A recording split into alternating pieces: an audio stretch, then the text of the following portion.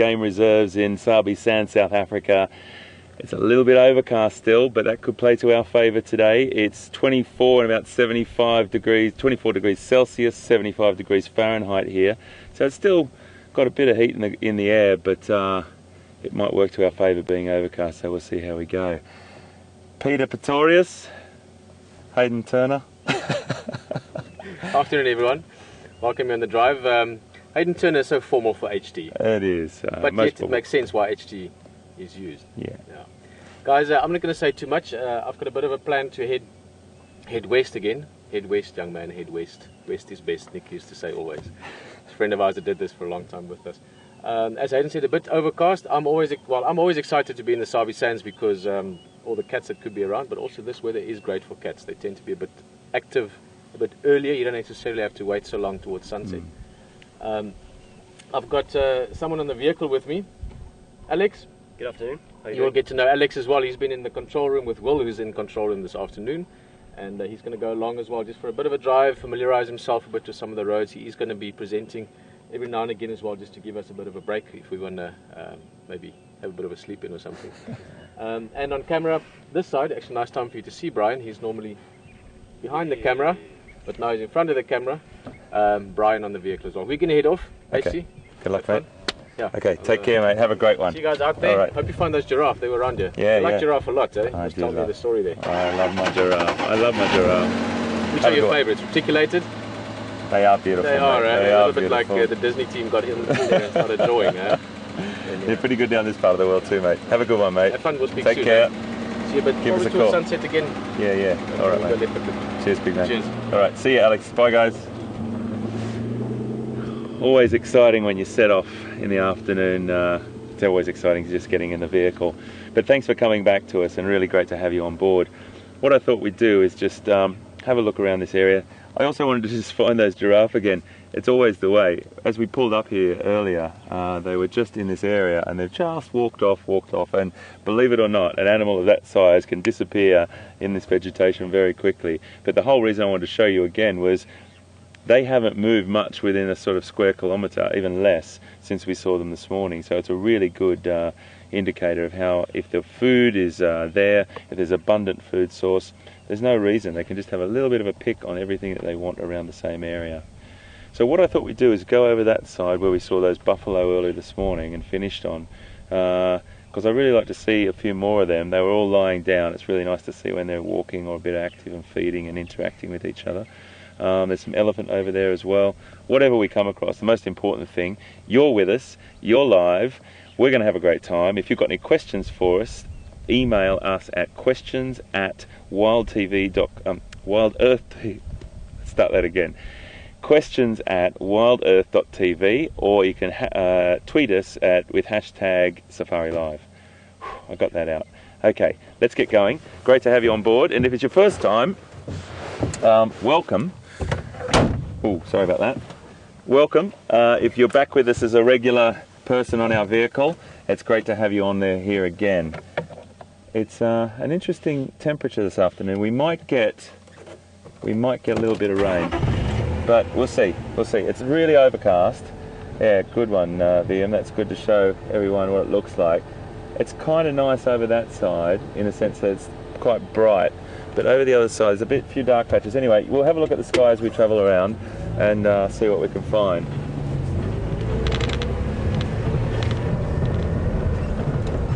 Really good that Alex is on board today. He's going to be, as Peter said, he's going to be sharing a few drives. Even though Pete and I love doing this every single day of the time we're here, sometimes it's just good for us to have a little day off. Even when you get off of the day off, you don't want to, but it's also good just in case one of us got ill or something like that, but I hope that never happens.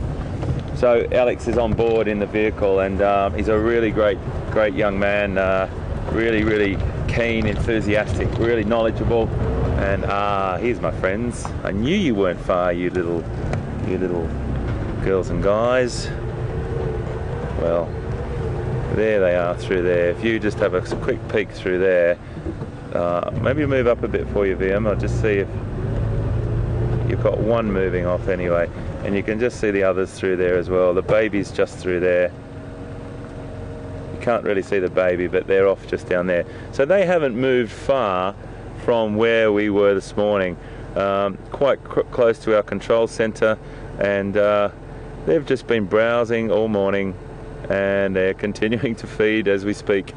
So they just move on. They might move over to a water point. We might be lucky enough to see them go to some water, but we'll just play it by ear there.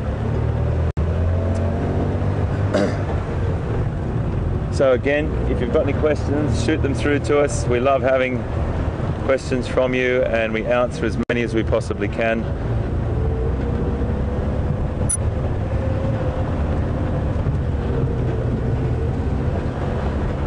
Try and find some birds again this afternoon. There's a couple more birds I'd like to show you, introducing you to the more common residents, the ones that you see more often, and then we'll stop and see if we can find some sort of more, not rare birds, but more uncommon birds. As I said, with the bird situation, it's all about whether we get a good shot of the bird. I don't want to show you a little speck or a dot off in the distance. So it's a matter of just getting a good visual. We were really lucky with that lilac-breasted roller earlier. We've got a couple of guinea fowl just up here on the road, and they're comical little characters. Many of you, I'm sure, have seen them before, but they're very, very funny. They've got that beautiful blue coloration on the wattles there, and they're like the chickens of the bush, really.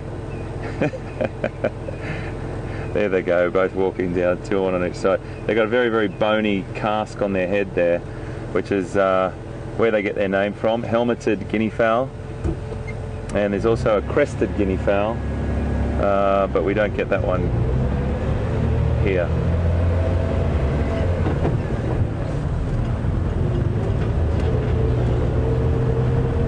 Lovely little birds. And a lot of animals will prey on those. Old leopard will have a guinea fowl if he can get his hands on it.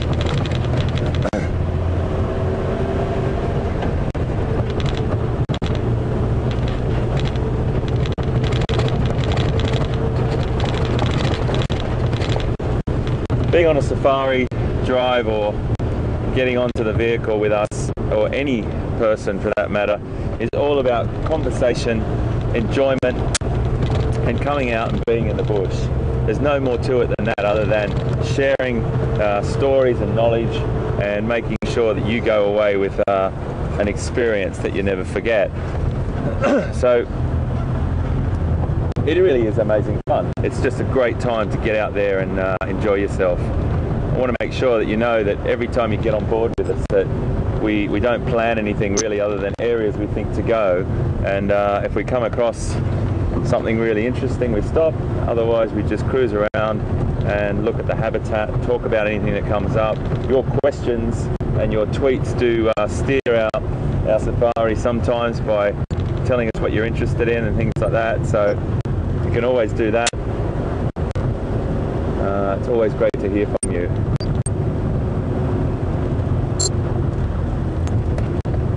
I said this morning that I was complaining that it was 18 degrees, and for many of you that's probably pretty warm wherever you may be in the northern or the southern hemispheres, but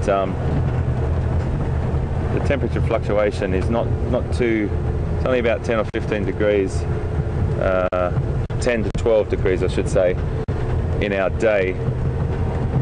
But when it's overcast like this, it does feel a little bit cooler when you're driving. You get a little bit of a wind chill factor on you. So I always suggest to guests just to bring a jacket when they come onto the vehicle, or some form of something to put around their neck, because it can be just the wind chill factor that gets you. And as soon as the sun drops, that's when it does get a little bit chilly on the vehicle.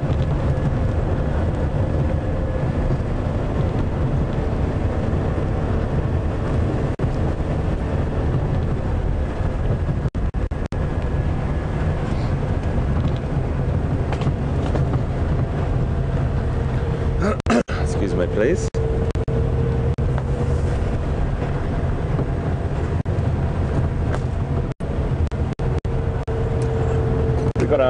question earlier this morning as well for anyone that wasn't with us about whether the game reserves are all individually fenced, and it was a really good question because a lot of people think of this as just like a big block of land that is got a fence around it. Well, years ago many places used to be like that, but in this day and age when game reserves, all the people that own them and work together and with the authorities came up with plans to remove fences and put in a protection zone that was on the extremity and include Kruger National Park. So there's a fantastic, incredible flow of wildlife traffic, and it's all for the greater good of the animals, and it's fantastic for us.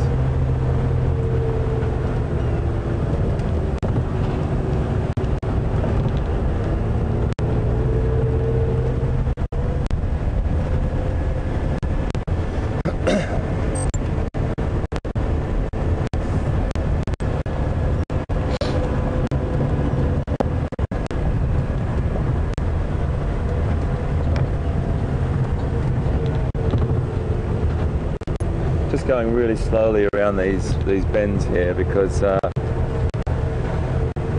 it's a bit of a reveal around each bend. Every time you come to a bend, you don't know what's around the next corner, and you don't want to frighten anything. So we sit at this very, very low speed. I'm only in second gear at the moment in Zanili. If anyone hasn't found out yet, my vehicle's name is Zanili. Z-A-N-E-L-E, and it's named after our cook or our chef back at the lodge, because she makes us so happy with all the food she cooks, and every time I get on board this vehicle I feel the same way. We really do take care of the vehicles a couple of times, and I always want to make sure you know the protocol we have about rain. Sometimes you would stay out in a light mist or a light drizzle, but with these vehicles, because we've got so much technology on board and they're so precious to bring the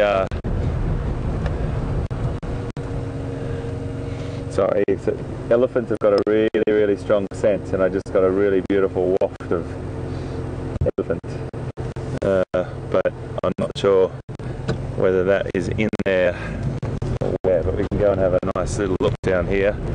Yeah, we do look after our vehicles with a lot of tender loving care because they're so special, and if anything goes wrong with the weather, we will struggle to broadcast, and the ultimate thing for us is to get this live to you, and that is our whole mantra. It's live, and to bring this to you as much as we possibly can from where we are. We will have those little dropouts. It's inevitable. The topography tells us that it just can't happen solidly without a little dropout now and again. Very rarely, but when it does happen, we apologise profusely. It's about ooh, that looked like a nice little road to go down there. I haven't been down that road today. I love it when I see a bend in the road like that I can't see where it goes.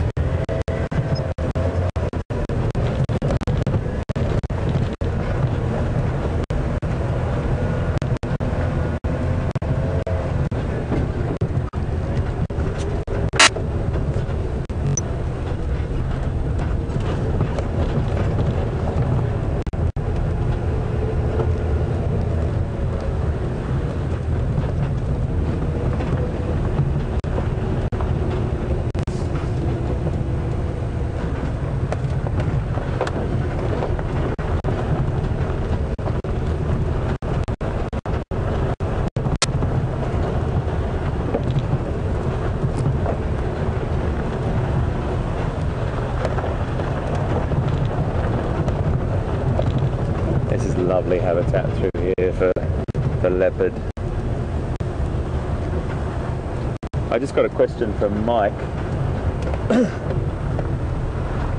from Michigan in the United States. Hi Mike. Thanks for your question. It's a good one. Definitely a general question about what would happen if a lion and a leopard encountered each other. It's really nice to know the sort of, not pecking order, but the large carnivore or predator. Just got some elephant down here, Mike. You just let me bear with me for a second. I just need to keep an eye out where it looks like it's a breeding herd. So we've got one just here, and I don't want to startle them. A youngster just went across the road, so we've just got to be a little careful just to figure out there's a little baby there.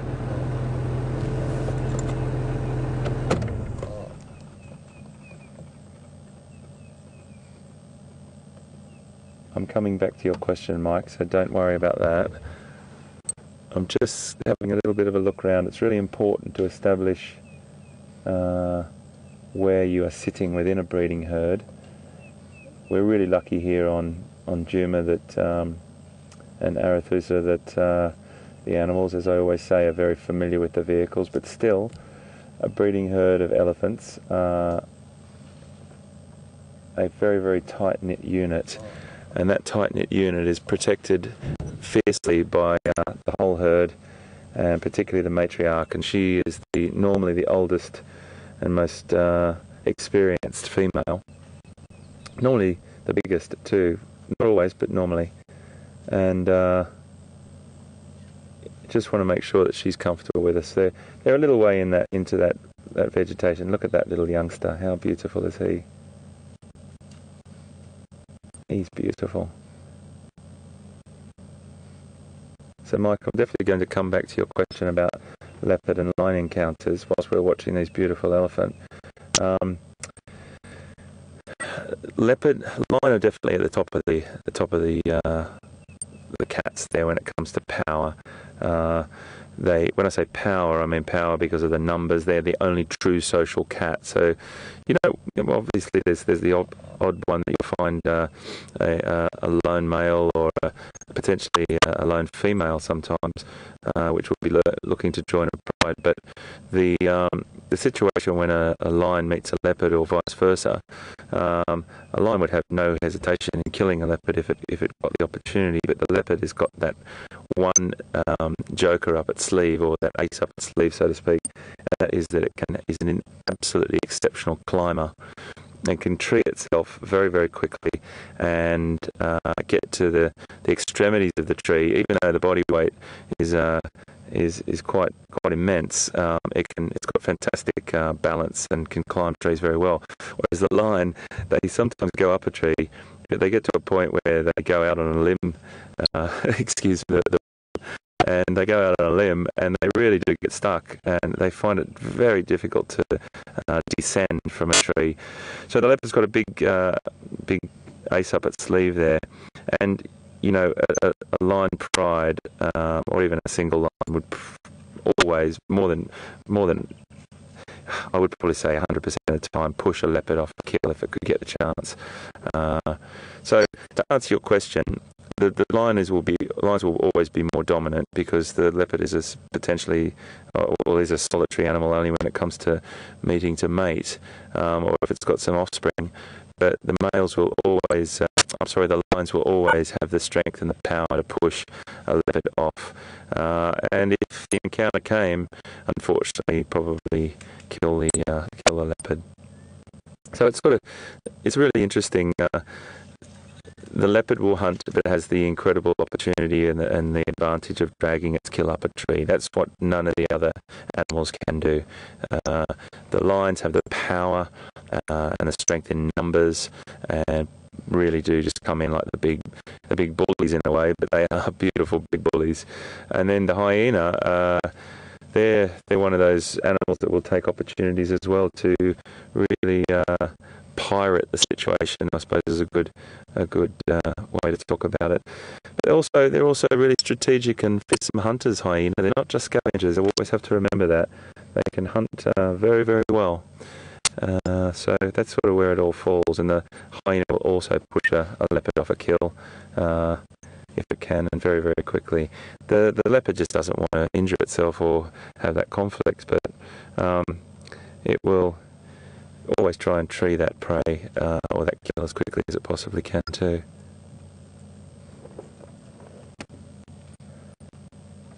That noise that you can hear right now is one of the noises we hear when we're walking through the bush or driving through the bush or sitting silently in a vehicle. You will hear that cracking and crunching of vegetation being broken by the elephants. But if they're just walking through, they walk through ever so silently, and you really just hear a couple of movements of grass, which is what I can hear now. And you could walk on to these elephants very easily without even realizing they're there. As much as an elephant is the biggest land mammal, I always say, it blends into the landscape very, very well, particularly when there's a bit of foliage on the trees and the shrubs. So what we'll do now is move on. Thank you to these girls here for letting us stay around and just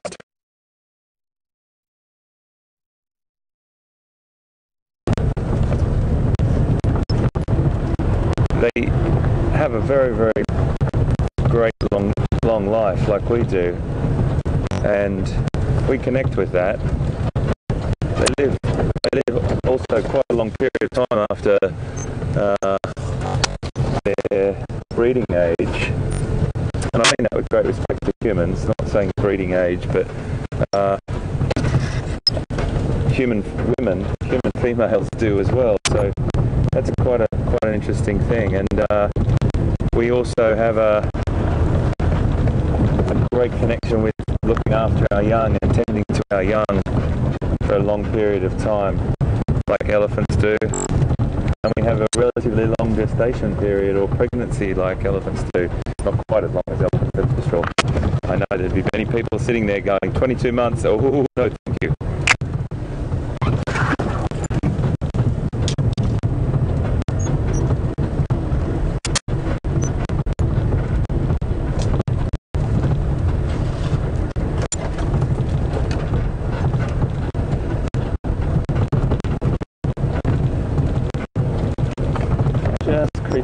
Here, just having a bit of a look around, and you would never see those elephants if you didn't come down this road. And that's, I think, one of the lovely things about watching wildlife and going on drives is you don't know. I always like to imagine that there's loads of things in there that we haven't seen, and there are. That's the fact.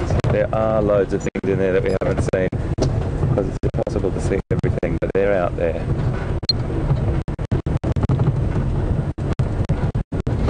This road hasn't been travelled down very much. I like it a lot. You can see how the grass has grown over the road here.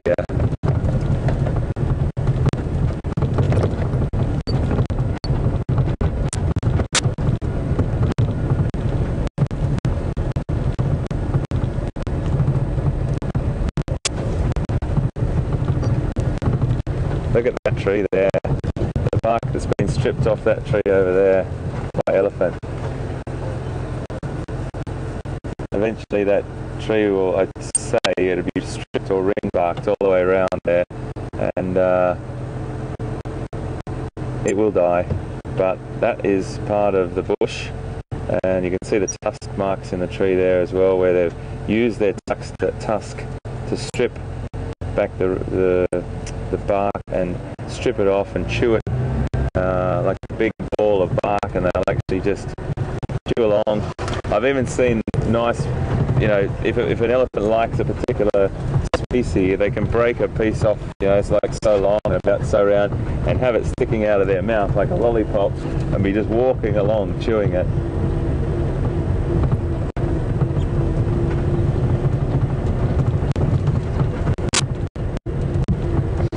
Lovely area, yeah, really lovely. I'm still getting to know all the roads. This is our first week on location, so it's really a matter of just travelling the roads, driving the roads, getting to know where they fit in, what joins up where, what the habitats are like, what sort of habitats are supported around those areas, and then you try and piece it together on trying to find the animals.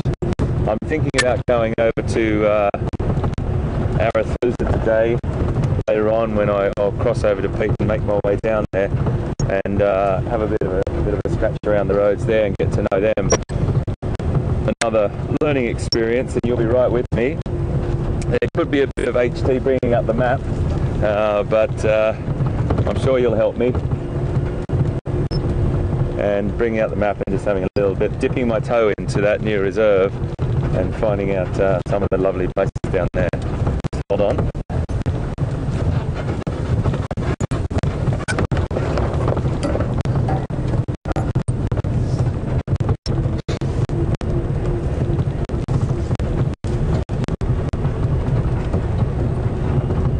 And then head back in a little bit.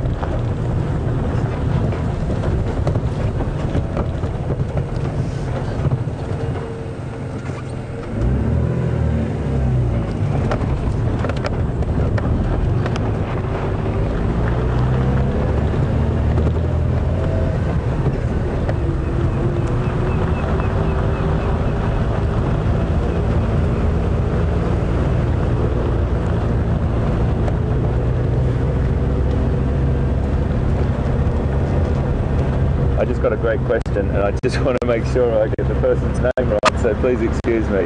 Can you just reply on the name and location of that wonderful person, please?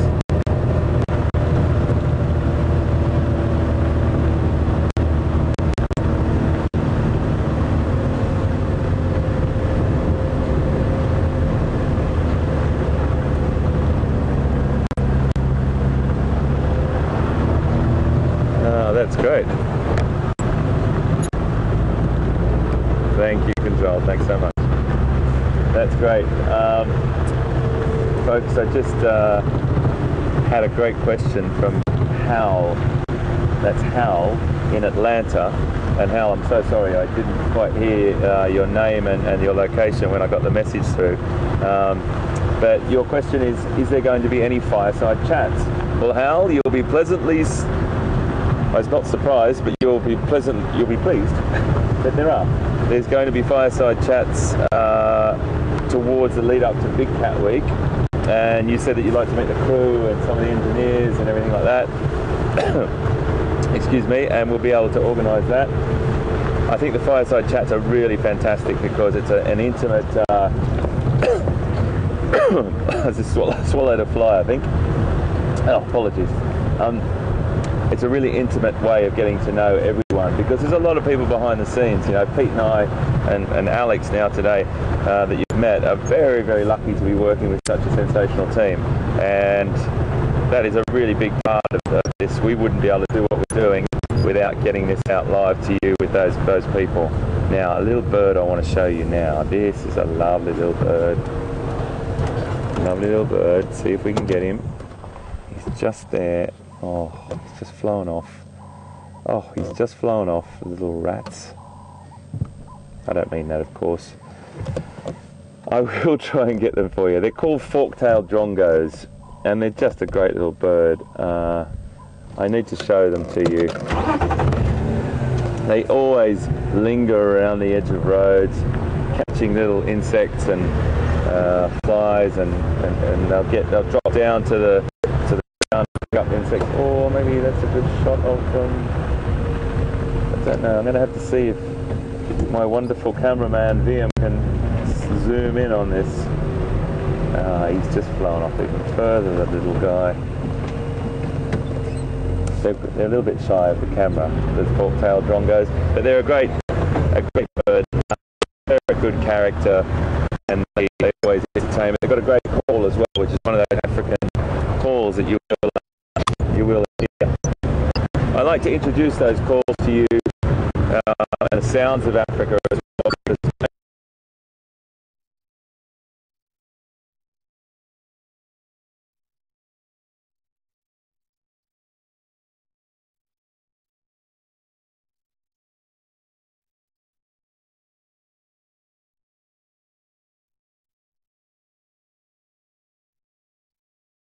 not exactly next to him.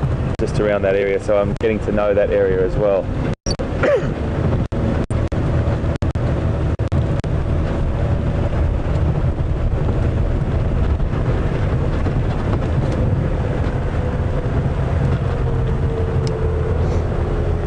I reckon he's got to be up to something. He's always up to something, our Pete.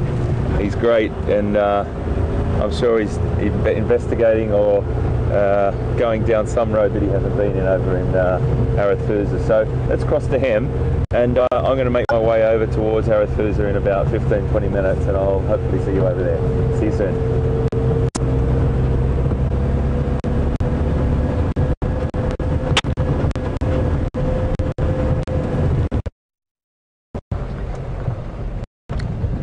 Welcome this side on the jigger.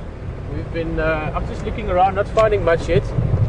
Hoping to find some tracks, something to follow up on, listening to the radio.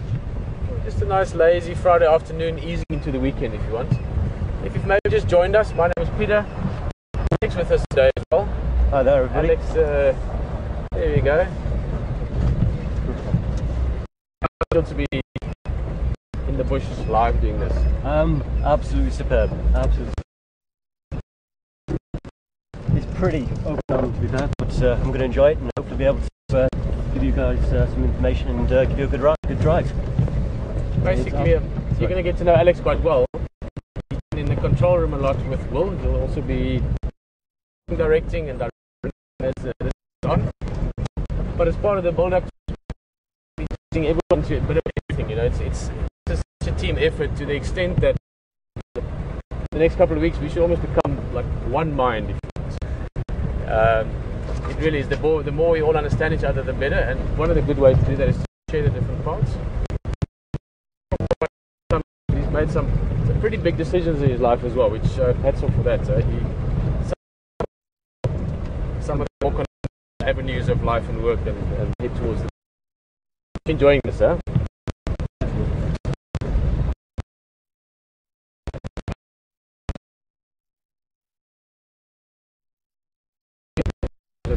I can certainly relate to, but Sands, I mean, this is such an amazing destination. Yeah, I mean, I've been never up to the Sabi. Predominantly I've been in the Zulu Natal area, which is a lot further down south. But being in Sabi Sands is fantastic. The diversity of the wildlife here, concentration of the wildlife here is just, it's amazing, it's fantastic. Absolutely superb. Okay. Well, I know we're in the Sabi Sands, luckily. I also know we're in Arathusa. We're busy familiarizing ourselves with a bit of the roads. Let me just see. That would be going that way. That would be going that way, except that. That's interesting. According to my map, there's only 3 junctions here. In reality, there's 4, which is fine. Gives us the extra road that we didn't think was here. But let's see where this one goes. Yeah, we're just doing a bit of exploration this afternoon. I'm still familiarizing myself with some of the roads and showing Alex some of the roads and the ropes. Basically, sort of making our way along towards the airstrip. It's a nice open area. Maybe some zebra, wildebeest if we're lucky. We were talking on the vehicle while driving along that, of course, we all want to see cats all the time. That's sort of an occupational hazard, I guess. But the airstrip is one of the places that could be quite good for cheetah. So who knows? Today, and also in the area in general, the last few days has been found scene of shadow.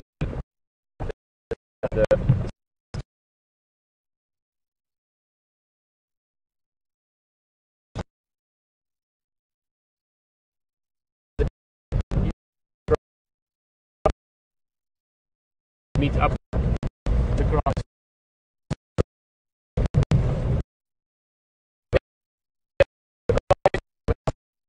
Maybe about generally, maybe about what it's like to live out in the bush here for a while. Anything that you're welcome to talk to us. #Safari Live, or or you can email to question@wildearth.tv and chat to us a little bit. Maybe ask Alex what his heart rate is at the moment.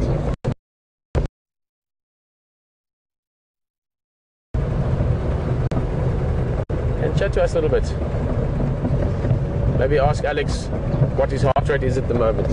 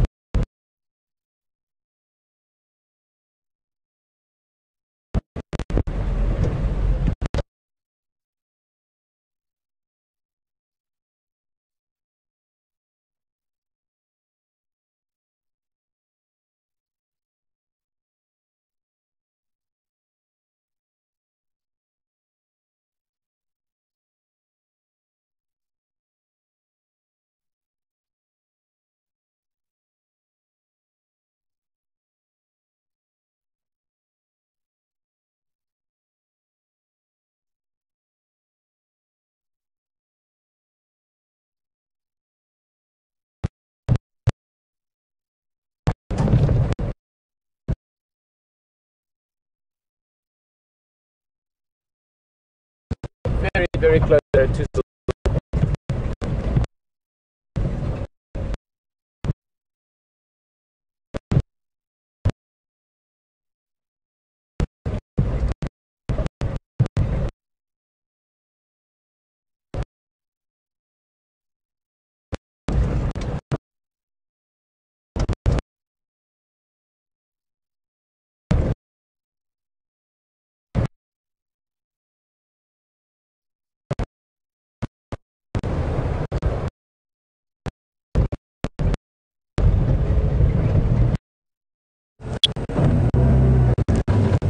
Okay, so we've come up to a nice little road here that I love going down because it is potentially shadow the leopard territory, which is a little bit loose at the moment because they're still establishing their territories. Shadow and quarantine, the offspring of Karula, are establishing the territories, but there was word recently of them along through here of Shadow, and I still haven't really seen Shadow. I've seen pictures of her, or images of her, but I've never seen her in the flesh. So I really do want to see her. I always try and come down this road if I can, and you never know. You never know.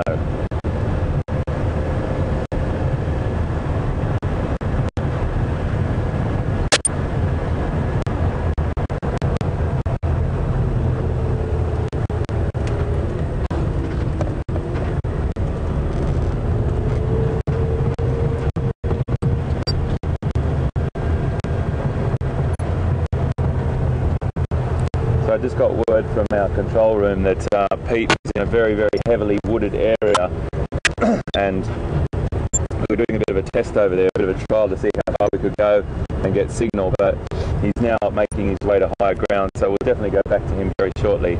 But that's when we chop around and change sometimes when the signal, we don't want you to be watching signal that's not as good as it possibly can be, so that's when we'll sort of throw it back to each other. We've got a great team in the control room that do that, and it's a big job. It's a really big job. I really take my hat off to them because it's quite, we're always trying to bring the best possible images we can to you, and we just thank you so much for the support, and you know that we're trying our best, and we really appreciate your understanding. It will get better and better and better, and that's the way that things are in this part of the world. We're in a remote location on a vehicle, bringing you live live streaming to your very home computer or wherever you're watching it on your whatever device you're watching it on, and it just makes it feel like you're with us. It's just the most beautiful feeling. It's really cool. I said today, it came out this morning, I feel like I've got a safari vehicle. It's holding about, you know, 500 people in each car. It's just great, and probably more, who knows. But I'd say it's going to get more and more because we're just getting such great feedback from all the wonderful people out there watching. It's really great to have you on board, and thanks for the support always. It's great.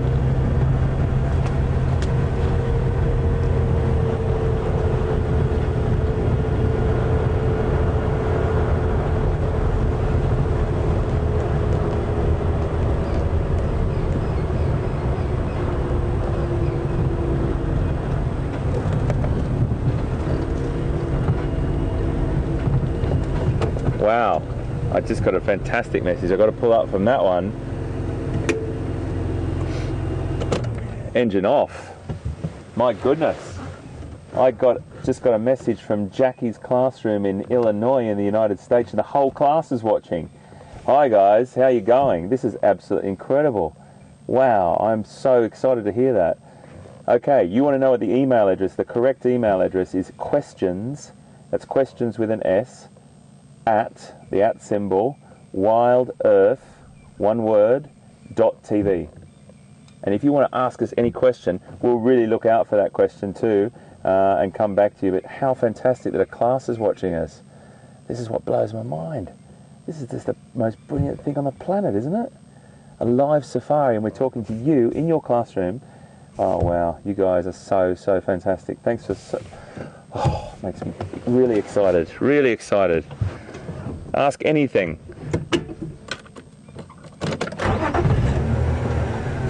Oh, that's just great. Brilliant.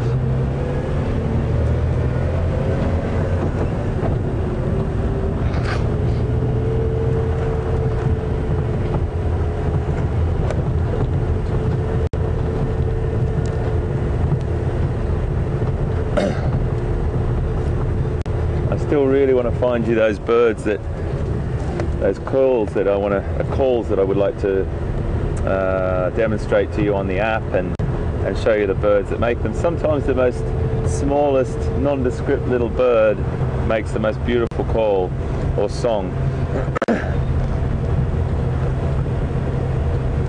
And I know for all you birders out there that you know, you might think that I'm just showing people the most sort of common residents. I think it's really good to start off just with the more regular birds that you see, so we can sort of spot them again and again and again, and then we'll move on to some more difficult, not necessarily difficult, but less common ones.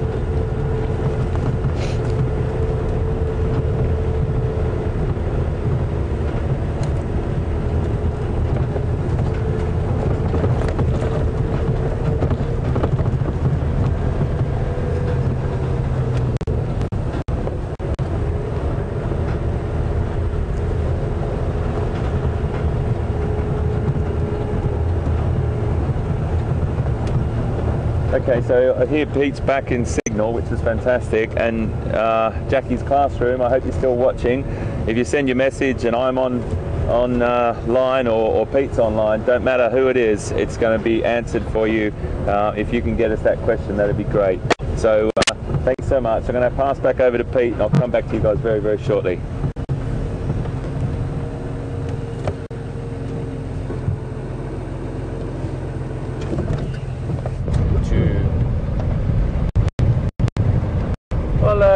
Welcome back this side. Hope you had a nice drive with HD Nat. We are now actually, we just went back past that 4-way junction I mentioned earlier, which is on the map a 3-way junction. So this is actually looking at the track, you can see it's a newish track as well. It's not as old as some of the other tracks. So they probably put this in the well. So we are on our way to the airstrip, open area, hopefully find some zebra, or we saw a side-striped jackal there the other day. A little bit of water as well, so you never know what you could find. We're going to head up that way, and nice here we've got some Some kids in the vehicle, classrooms joining us in. Jackie asking a question. From Illinois. I've actually been to Illinois. It's right. In fact, just Chicago, which would be the first place when people think, oh, Chicago, lovely city, really loved it. But I've been to Champaign and Urbana. Champaign, Illinois, a friend of mine was playing tennis there, and I used to play a lot of tennis as well. So that's a long time ago, before any of this grey hair was around.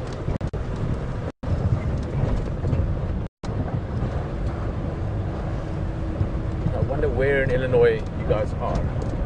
I've also been to a tiny place which most people living in America have never heard of. A place called Brazil, Indiana, which is just on the Illinois border. So I'm just thinking of that now. We are just on the border here of the airstrip area, so we're gonna go through a little dip up front. Shouldn't affect our signal too much. Guys, keep in mind we are in, call it technical review. So we're busy testing the equipment, changing things, fine-tuning things. All of it is part of the build-up to Big Cat Week.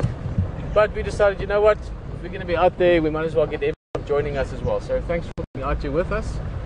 A couple of weeks we'll be fine-tuning everything, as well as just getting more and more used to the relationships.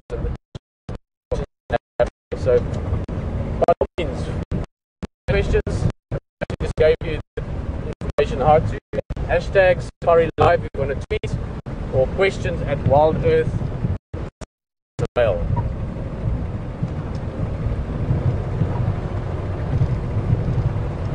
Or telepathy if you really wanted to sort of put something into our minds. That was a bit trickier, but go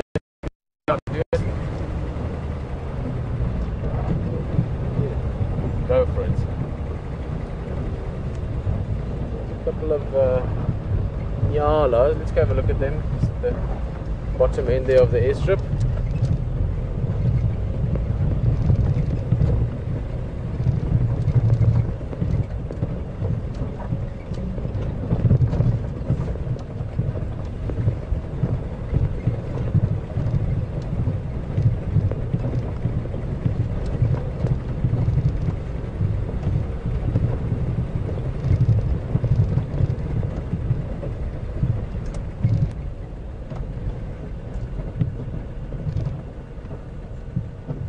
To show you something, we're still going to drive the whole extent of this airstrip, see if there's anything else around, but there's some Nyalas.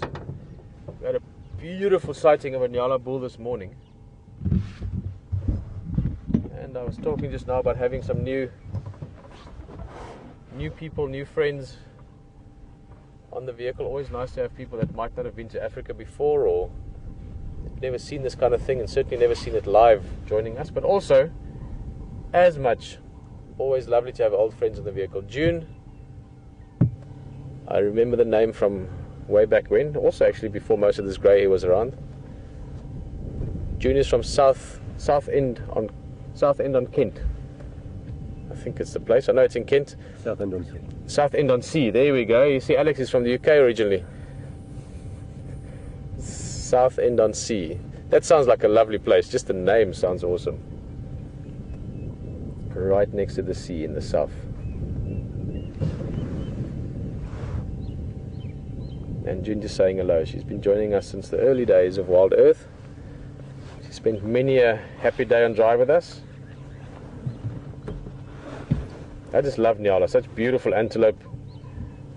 They're very alert, and that's mainly because they are on the edge of this open area. Nyalas are more comfortable in the thick stuff, like kudus, like bushbuck. They like having a bit of cover around them. So they're just having a look. Amazing coloration. You refer typically to sort of vivid or striking coloration, especially this black and white markings on the legs and the face.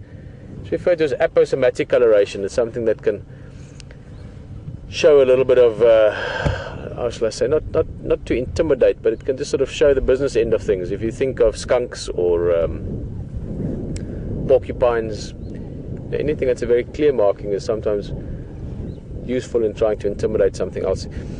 Very interesting, you know, you talk about things like this and read about it as well. I mean, this is not just something I'm making up. I've read about it and learned about it way back a long time ago, actually, thinking of it now, when doing guiding courses and in the process of learning this this kind of direction in life. Makes you wonder about zebra. If you ever want to talk about black and white aposematic coloration, that's probably the best example there is, even though it's not necessarily as that kind of behavior. Zebra, there's other aspects to the stripes, which we'll talk about when we see zebra. But for now,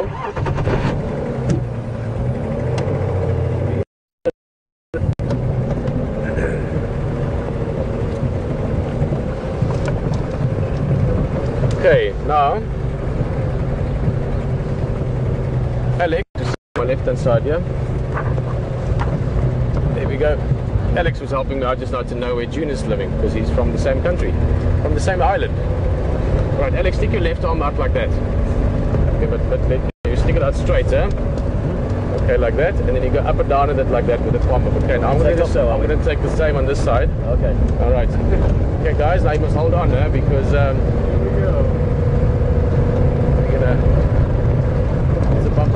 Okay, now we're gonna take off.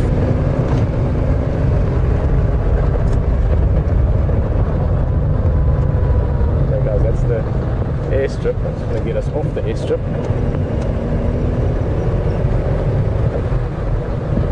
Uh-oh, sorry.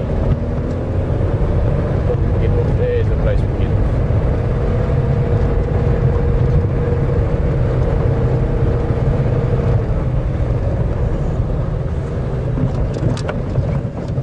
As I mentioned, wait, let's get back on the track. Let's get back on track. There we go. Nice big open area. Now for certain animals that's very important.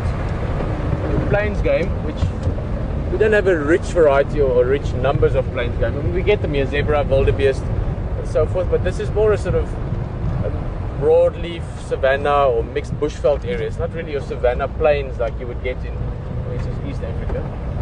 You don't get large numbers of zebra, but you often get zebra, you often get wildebeest, impala to an extent, hanging out in this area because it's nice and open. They can see far, they're comfortable in that space.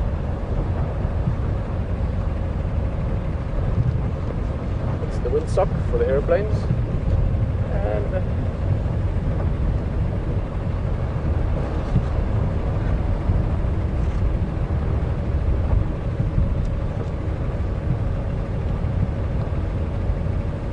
that's an interesting question, Rosie. Rosie B. That. Rosie's just asking whether some species of antelope can crossbreed. Not really. I'll tell you why I say not really. Something like this is the wildebeest, but it's right in the thick stuff there. Let's see what we're looking at, Alex. The binos just through the brush. Very, very thick. I just saw the dark shape there. Let's take a little drive. There is a road that goes close to there. I think it's some buffalo. I mean, you won't find like a impala crossbreeding with a kudu or something like that, but within your closely related species, like the one that I know of that does occasionally happen, but those are under severe circumstances. In other words, it's if they're living in relatively small numbers in relatively enclosed spaces, and I don't mean zoos or anything, but where they live in a space where there's not too many of them, and the genetic or the numbers variety, you can get something. For instance, that happen. Strange how that happens, but they are very similar. In other words, it will be a little bit like a, I don't know, drove on a land crossbreeding. They are similar. They're not the same, but they are similar. Normally, those offspring will not breed again. In other words, they will not be successful at breeding themselves.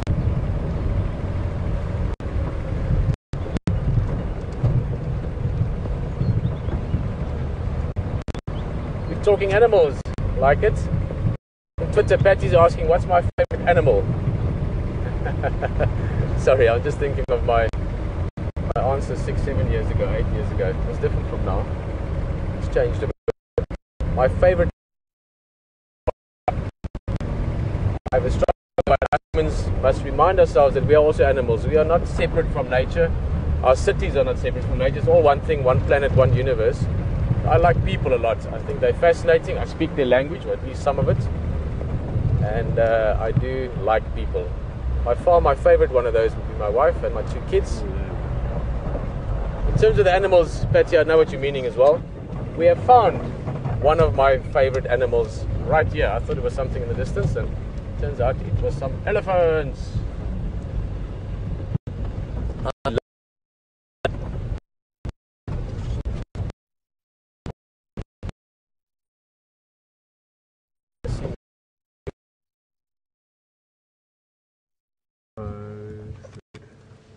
Well, he's not newborn. I thought he was first, but he's a few days old already. She was just waking him up again. So good.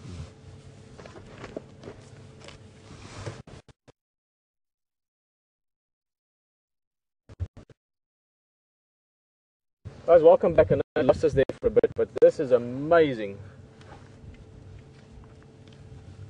This elephant is a day or 2 old. Oh, that's such a surprise. We're just looking at it, and Will was just letting us know that the signal's breaking up. I saw it looked like she was going to pick up something, and she just woke up this little guy. This little elephant is, as I said, a day, maybe, I doubt more than that. And amazing how relaxed this female is with us. Totally comfortable with us. Oh, this is awesome. This is probably the smallest, or one of the smallest elephants I've seen in my life. I'm just going to maneuver a little bit. Oh, actually, let's stick here for now. No, signal's being a little bit tricky. Yo, tiny, tiny, tiny.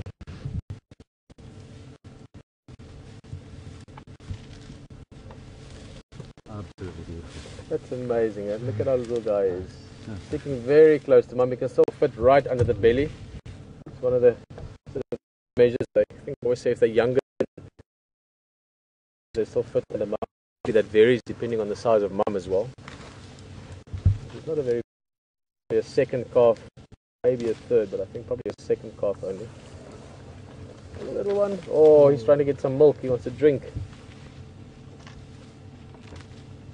And he wants to rest. Oh, shame. The little legs are tired. It's going to rouse him up again just now, I think.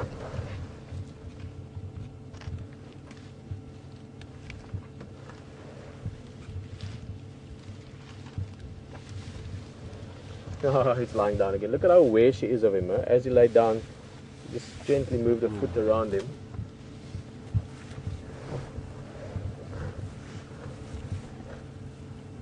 Amazing. Hello, Mum. My legs are tired. I'm still very little.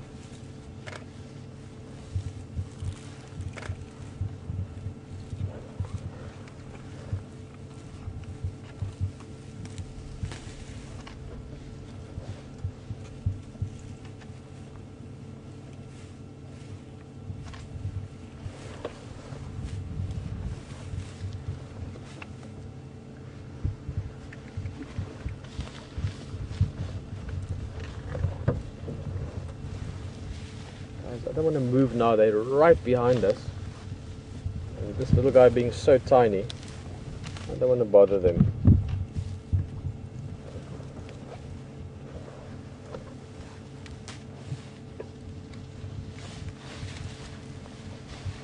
The legs are still all wobbly. This is so awesome.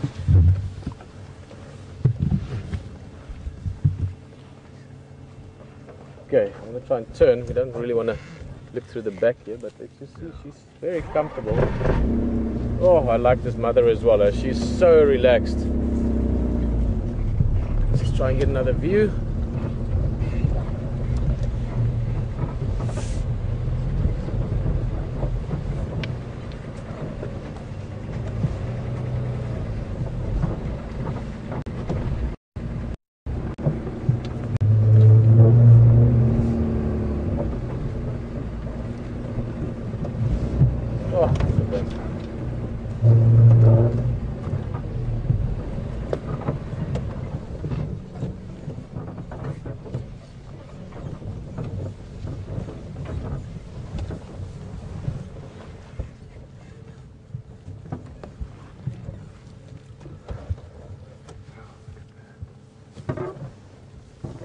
up, mister.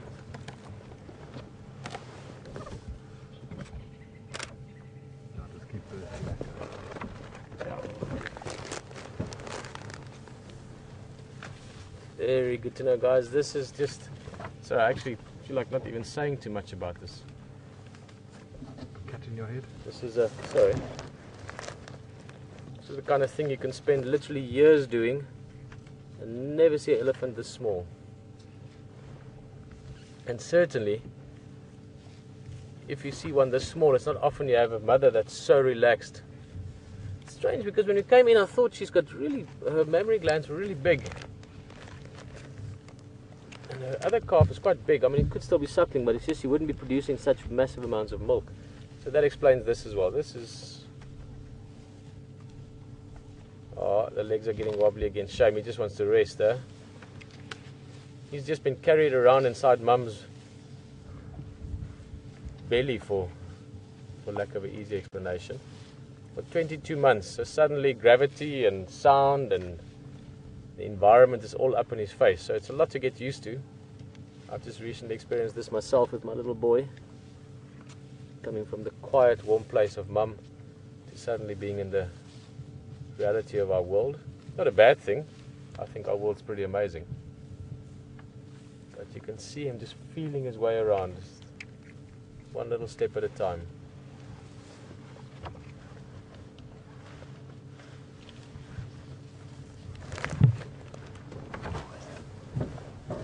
Yo. This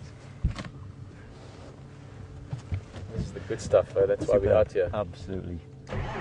Wow.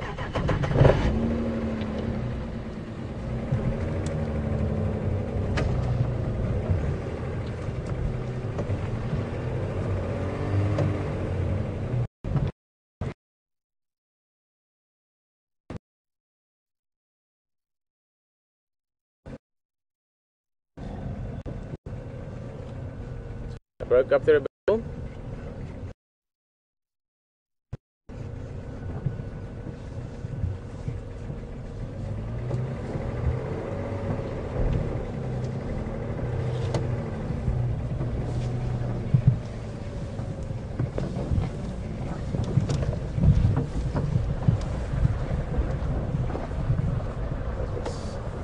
Roll in next to these ellies a bit. Again, a bit. Sorry, we'll be giving some more background on Alex in a bit, but for now, this is just a true pleasure. Spending time with an elephant that's tiny. That's this tiny. Sorry, I'm listening to different radios at the same time, so if I'm tripping over my words, I'll be better at it. But just listening to what the guys are seeing in the eastern parts.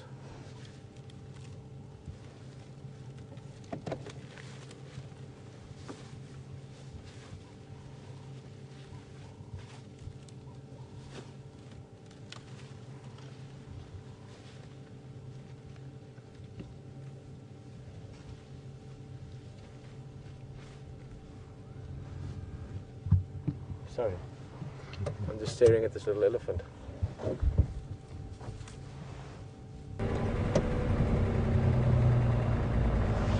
Look at that.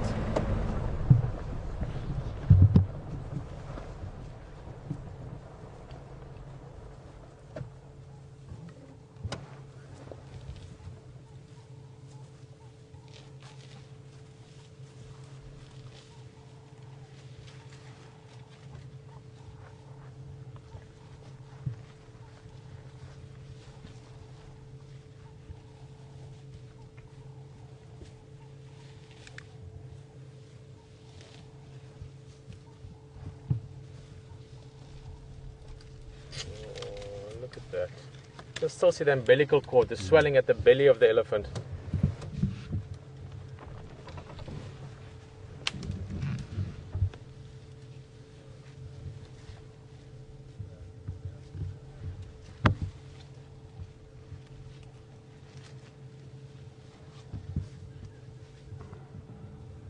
Just watch your head there, Alex. Yeah. Go forward again. Got a nice question, actually a very nice question from, come on Jackal.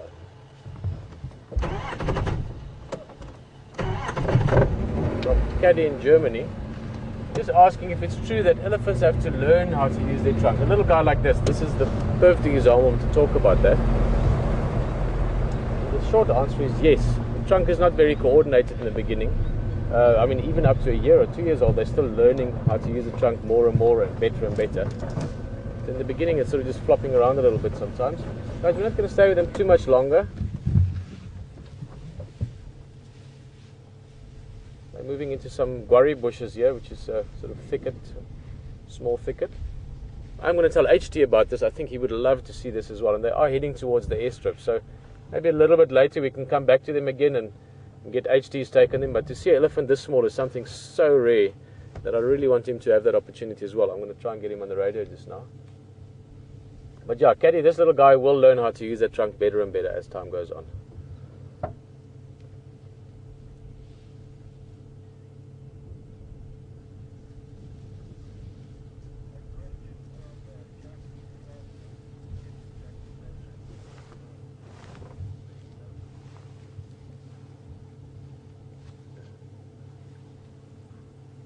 Okay, well, yep, here's one youngster catching up. He's like, wait for me. Sorry, we'll see him in a bit. He's just catching up to the group. Here he comes. I love it when elephants are running. They look so, I don't know, funny in a nice way. Well, we've got a question there from Jackie's classroom. Tell you what, and I hope I'm not disrupting the class, and unfortunately I don't know your teacher's name, otherwise I'd ask him or her permission. But hey, this is a nice view. Look at this beautiful sort of silvery grass around this elephant. Jackie's just asking, how much does a baby elephant weigh? Now, if I may ask the teacher to get Jackie and a few of her friends and other classmates to stand together until they have roughly 200, just give or take 200 pounds of kids standing there. I'm guessing, I'm not sure what age you guys are at, but that should be a few of you. So if you can do that quickly before I answer you.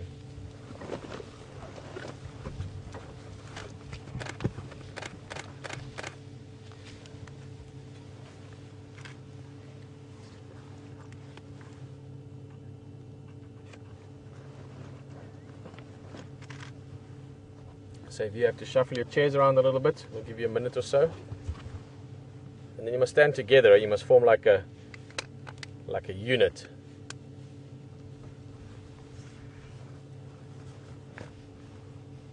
Guys, I want to let the game drivers know about this quickly, and then we're going to get back to Jackie's class, and then we're going to move along a little bit. Oh, the game drive channels are busy this afternoon, they're talking constantly.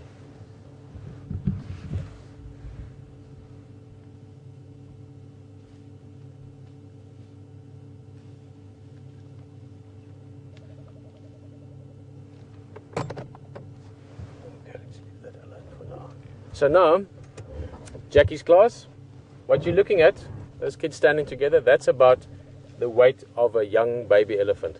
They weigh about 100 kilograms, that's about 200 to 220 pounds at birth. It can vary slightly, a little bit more, a little bit less. It's difficult to judge exactly or to gauge exactly, but this little guy, I would say probably a little bit less. Maybe about 70, 80 kilograms, that's about 160 to 180 pounds. Oh, he just wants to drink the whole time. So I keep saying we're going to leave, but I keep wanting to stay. So let's stay. This is an awesome view we've got now. We're right here next to them. Yo, this is perfect. Hello.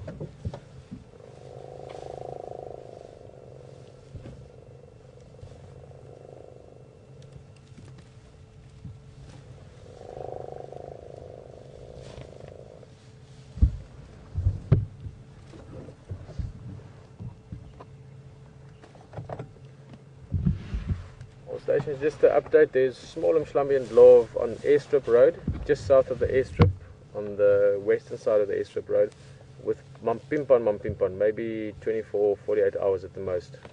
Moon fairly relaxed as well.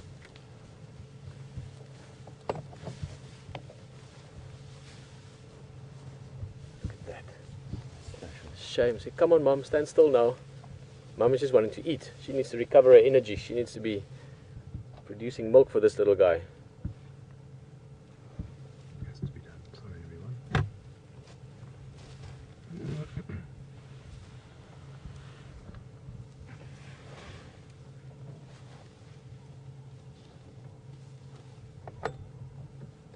HD again.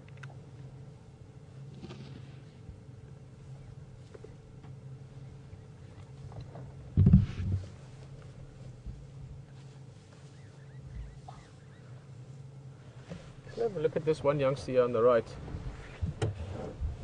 I'm expecting that there must at least be one other adult around here, but this one would almost certainly be the, difficult to say exactly, but it looks like a young bull.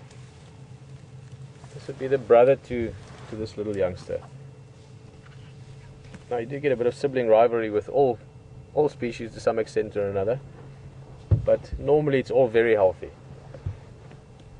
So I'm going to be drawing lots of parallels over the next while, because I've just recently gone through what these guys are going through right now with an addition to the family, which is hugely exciting, but there's a bit of adapting for everyone to be done.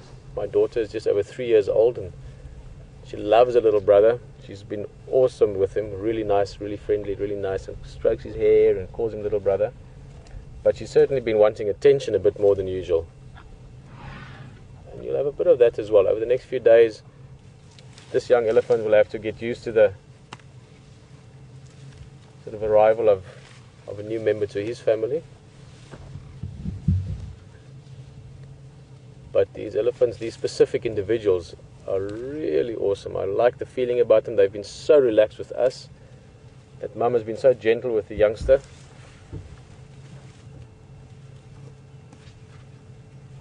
Little happy family.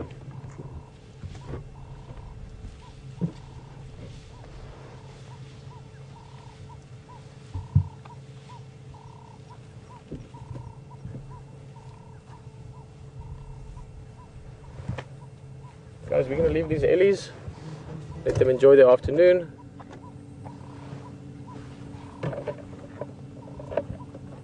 I want to cover some ground. Don't want to promise anything, but there is something that I would try and like to get to if possible. We're going to come look for these again. They shouldn't be moving around too much. Okay, here's the rest of them. As I said, I expect there to be a few other ones just because of the mixture of younger elephants. Here's another female also with a calf.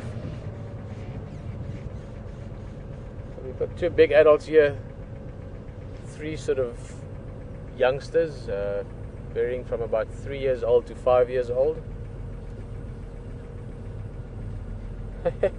What's this one doing? Pulling out something. See, now we talked about that just now. Gaddy was asking about the trunk being sort of learning how to use it, and this is what this one is doing, struggling with the trunk. So he just knelt down and pulled the branch out with his teeth. It takes years for them to really get to the full dexterity and full use and full coordination of the trunk use. An amazing thing. I mean, an elephant's trunk is a amazing, not a tool, but a tool, if you know what I mean. All right, I want to cover some ground. Always difficult when you hear about something that you potentially could see. In this case, quite far from here.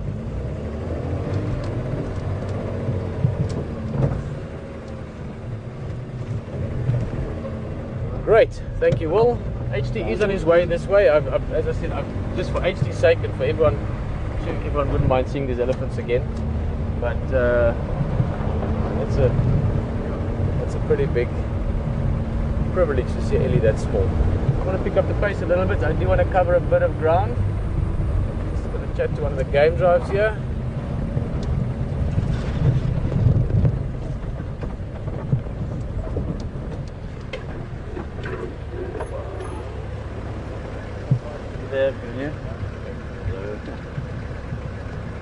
Okay guys, we're going to chat to Werner here quickly. He's one of the guides from here. You're going to go to HD, enjoy the other vehicle, and we'll see you again shortly. That's great. Copy about the ellies. Yeah. Tiny, yeah? Like 2 days, if that is.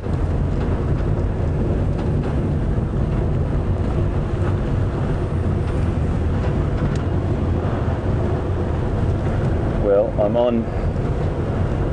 on Arathusa for my first time and trying to find my way around these roads, so you're going to have to help me.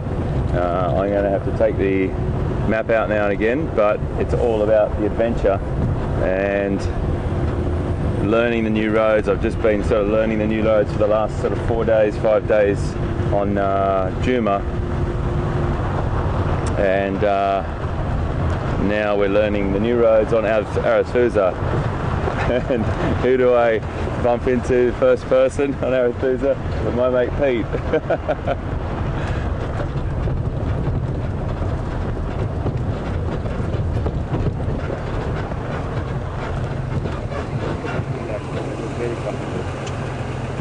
Hello, mate. How's it going? All right, how was that? Very Pretty good. amazing. That was like, look at the smile. I had to bring it in. It was over here just now. I had to sort of squeeze it back in. Pretty cool, eh? Very cool. You know, I'm so glad you headed this way. And they're crossing the airstrip, are they? Yeah, they just, well, actually, we just spoke to another vehicle, Werner. Uh-huh. He's just going in there now. Yeah, just 200 meters. You'll see them on the right hand side. Okay. And they're heading towards the airstrip through some guarri bush. Okay. But he's like this. Wow. So proper. I shouldn't actually talk about it. I should Yeah. Because we're just going on about how special that is, and we should actually leave that for you too. Pete's been with some elephants, which you've seen. We haven't seen yet, so we're really excited to go down there. There's that youngster that you saw. I haven't seen a youngster like that for some time, so I think we should go and try and find her. Just for me. It's a bit greedy, but you've already seen it. I haven't seen it yet. You've seen it. I haven't seen it. Can we go? Come on, let's go. Okay. Just so you know as well, we had Jackie that you were speaking to earlier from the Yeah. What question did they ask? Asking how much they weigh. Okay. So I asked the teacher very kindly, I hope he or she doesn't mind, that they try and put a few kids together until it is roughly about 200 pounds worth of kids standing there. So that gave them an idea. But I'm going to cover some ground. There's a very small chance, and I don't know, I wasn't actually going to tell you. Let's get it out there. Maybe we find it. Guys, you must realize one of the reasons we don't have the radio on the whole time, apart from all the chat and the noise, there's been very busy with, they found Tingana, the leopard up at Mabili, so I don't know area that we can get to. So sometimes it's in places we can't get to, like this leopard I mentioned now. But there is a small chance, if I can cover enough ground, that before sunset we might see some wild dogs. Really? Yes. Whereabouts? Just north of Buffelshoek Dam, which is other side. Look at the area we can drive. It's on the other side. Yeah. Where we just were. That's exactly where we just were. The fire break just north of it. So okay. So I'm going to try and head there. Texting them. So they've come through, have they? I think they've come down from Buffelshoek. Okay. So I'm going to cover some ground. You guys are going to be seeing Hayden with a smile like this on his face. And, let's go and see some ellies. Yeah. And then we'll listen for Pete and see what we're up to there. Nice area. My first Beautiful, time. Right? Yeah, it's nice. I mean, that's from a personal point of view. I'm on new ground. You'll see the airstrip, Alex. Over the next rise, you'll see it. Yeah. Right. So I'm looking forward to it. I've been sort of dipping my toe in, going a little bit further and further. And then dropping breadcrumbs and hoping that breadcrumbs is not a good idea, is it? No, not in this part of the world. Well, next time you drop the breadcrumbs, let me know. I want to do some bird watching. I'll just drive behind you. Cheers, guys. Enjoy it. We'll speak in a bit. All right, mate. Bye, mate. So, if you don't mind seeing them again, I'd really like to see these ellies. It's just important I just really want to see that youngster. And you know, that sort of weight, 120 kilograms, a couple of 100 pounds, is an incredible birth weight, that's for sure. They're such special creatures, and this is what we were talking about before, and I can bang on about elephants forever. There's loads of different behaviours that you can watch, and we still are learning constantly. Some of the scientists in the world that study elephants, and a couple of people I know very, very well, it's just an ongoing process. They're such a complex creature, and complex at the same time, very similar to us. And we're also very complex too. So yeah, we've got a lot in common. I'm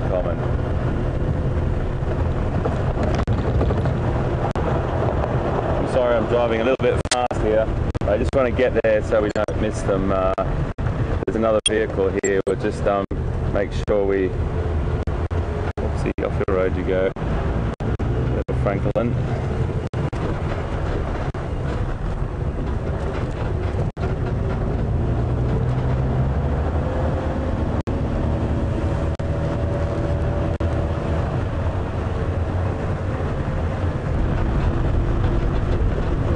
Had another lovely message from a school group, Barb Howlett in Canada.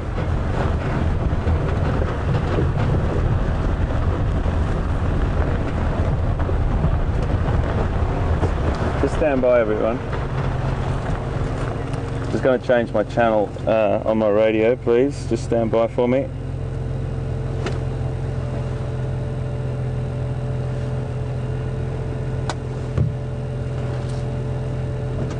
Got two radios here, and one's for our comms with the control room, and the other is a game drive channel. I can smell them. Definitely smell them.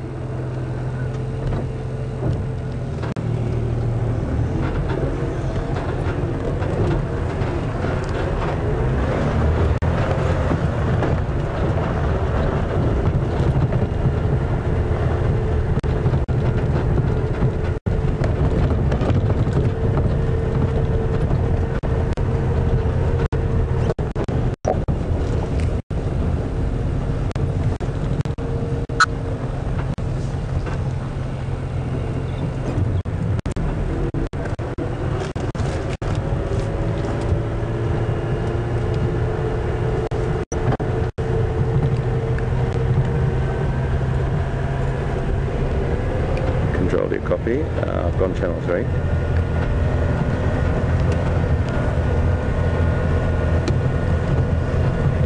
Just looking around here, folks, because they can move silently and very, very quickly, but they only have to go into the bush a little bit here, and they're very easy to lose. But I will find them.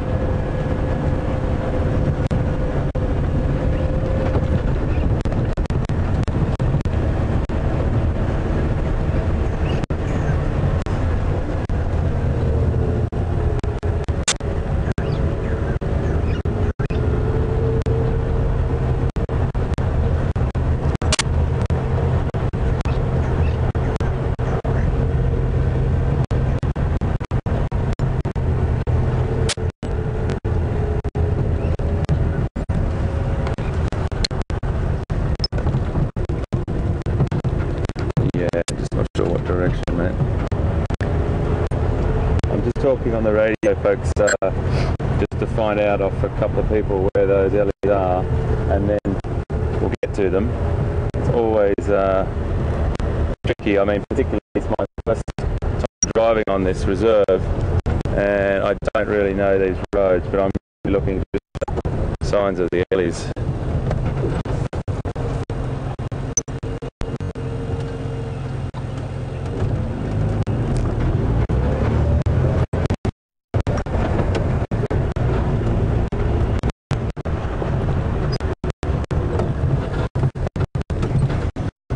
Going to have a quick look over this side and then go around again.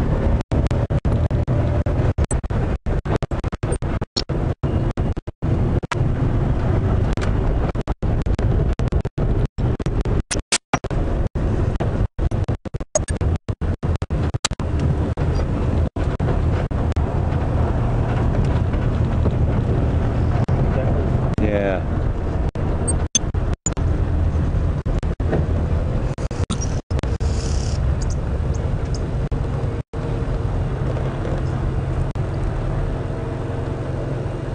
Just have a look at these guys while we're here. Really important to stop at these creatures when we see them. I know we're looking for elephants, everyone, but really important that we just see these guys, side-striped jackals. And let me just go up a little bit further. We should see the other one, which is the pair. Look at that, lovely little, oh look, they've sat down for us as well.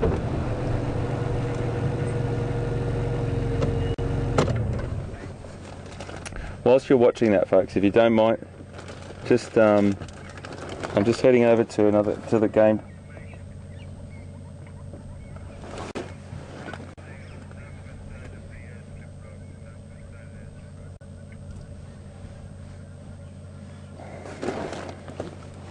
Okay, copy that. Thank you. I'm just communicating with control, just so bear with me, guys. I'm just trying to find these elephants, and if you just have a look at those beautiful creatures there, they are side-striped jackals, and they are probably just having a little bit of a look around to see what's available. And at the moment, they will be keeping their eyes out for any food that's available, any possible food source they can get their hands on. They will be looking for. They're fantastically adapted creatures. They obviously are part of the ecosystem that is really all about picking up the scraps, really. But they're quite effective little hunters as well. And when they have to, they will. But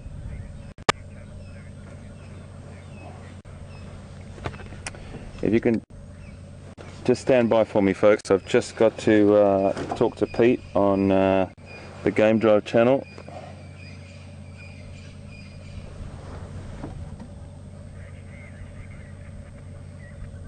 Yeah, HT copy here, Pete.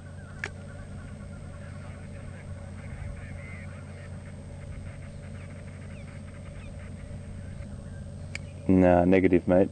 Still just poking around.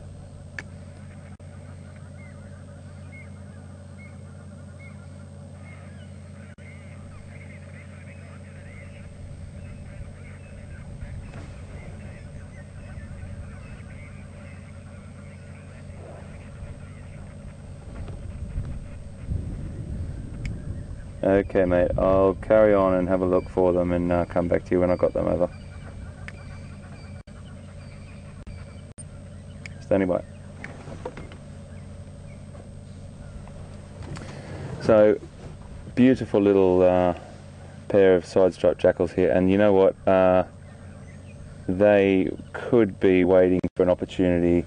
They're always got all the different signals and signs from wildlife linked together, and they will always keep eyes on the sky as well. If they see any vultures or anything like that, they'll hear. They've got a fantastic sense of hearing, a great sense of smell. If there's lion, there'll be hyena. If there's hyena, there'll be jackals, and the list goes on. And it just works like that. They're great little creatures, and they'll stay with that pair. In that pair, I'm just dropping my other channel down. Sorry. Stay in that pair for life. You always see them in twos. Just great little opportunists as well. Blend into the landscape. Now I'm just going to head back down and have a look for those elephants. We're losing the light a little bit. It's overcast tonight. We do have a full moon, but I don't think that moon's going to penetrate this cloud cover. So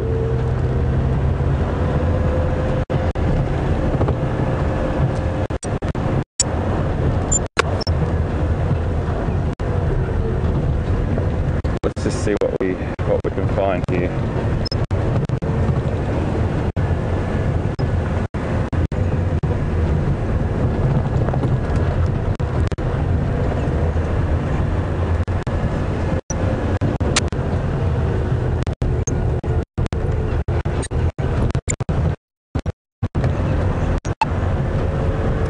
You would think that elephants are easy to find.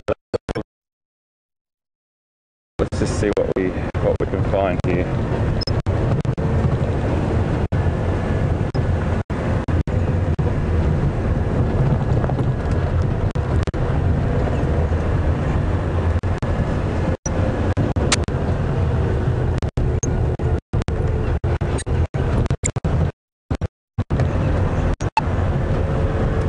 You would think that elephants are easy to find. You know who could be landing. Never take it for granted that it's not being used, because it's used regularly. You always keep an eye when you're crossing a bush airstrip, and never be silly enough to park on it unless you know for a fact that there is no incoming flights. Nothing worse for a pilot than seeing a bunch of tourists sitting on a vehicle at the middle of his airstrip. Right, let's keep this eye out.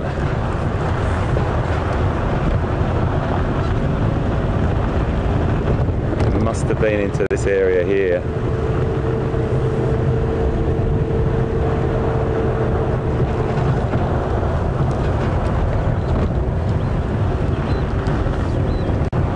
Got a little bit of elevation here so we can sort of see down into this area. We might pick up one of them.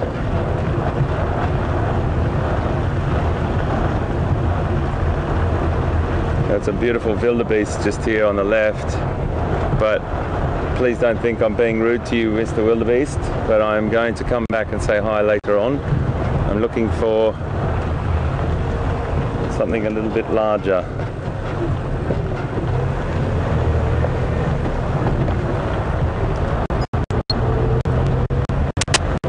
Beautiful creatures. Another grazing animal.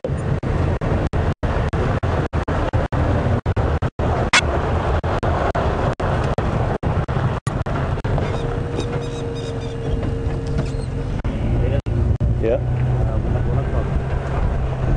Well spotted, mate. Well spotted. Okay. So they have moved into this area. All right.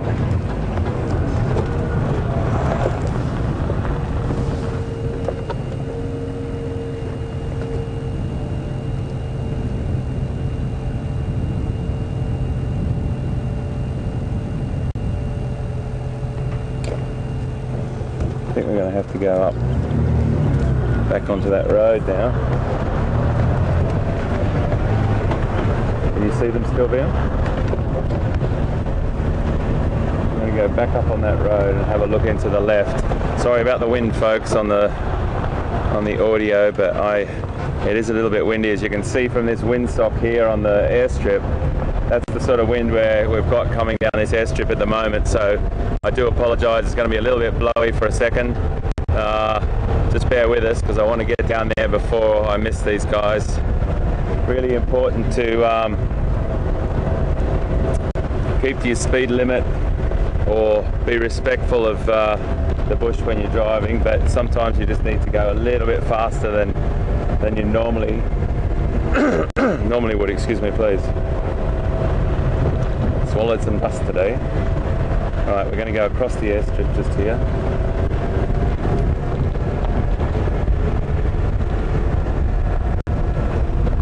Why can't we just go across the airstrip anywhere? Well, the reason for that is that these roads have been put in for that very reason. If you've got sort of roadways or pathways all across the airstrip, it doesn't make the airstrip the most fantastic place to land an aircraft.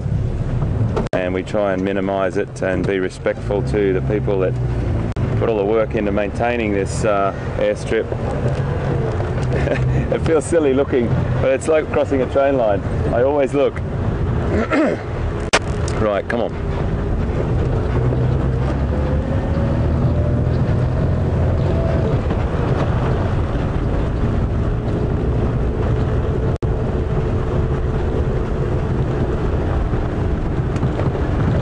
So they must have come off from that water point and come along here. There was some tracks down there. Well, they could have been. I didn't have enough time to stop and look. Excuse me, please.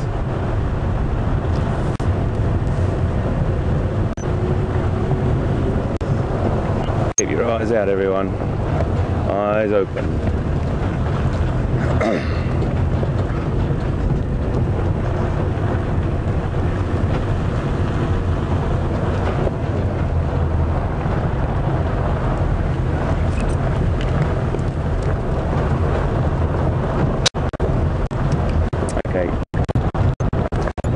Got a word from control that Pete's onto the wild dog. I'm going to keep looking for these jellies, but we're going to have to throw it in because that's an absolutely fantastic thing to see. So have a fantastic time there, and I'll come back to you if I find them. Bye now.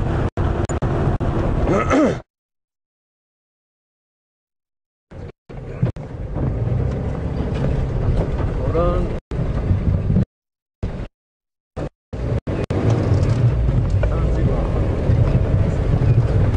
Okay guys, welcome to Jackal Hole.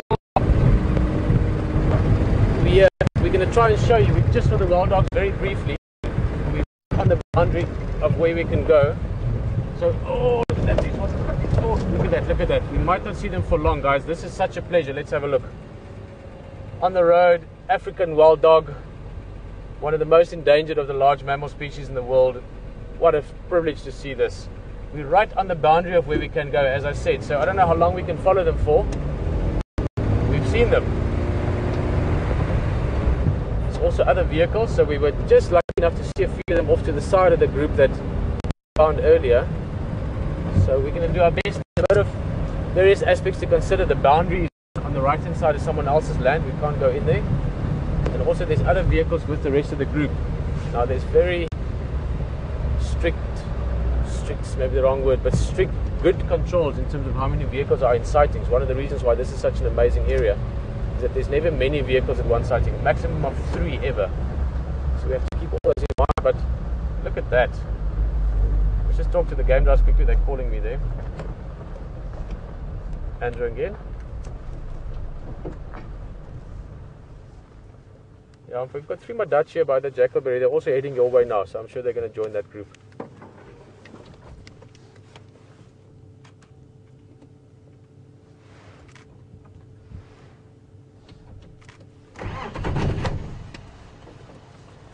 Yeah, we're going to just follow these until we get close to your sighting, then I'll pull out.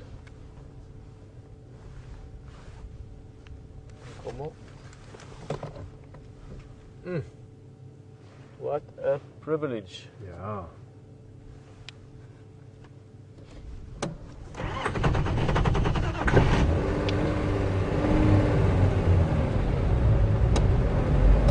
With 3 of them here now, the rest of the group we can actually see down the road where the vehicle is. That's where the rest of them are. Oh, there's one coming out onto the road shortly. A typical little jog trot that they have.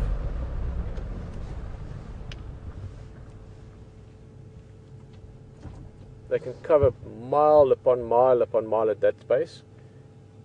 And also running is a very important part of their hunting technique. They hunt in packs and they typically hunt down their prey. So they're really good at covering long distance and at the same time communicating well with each other.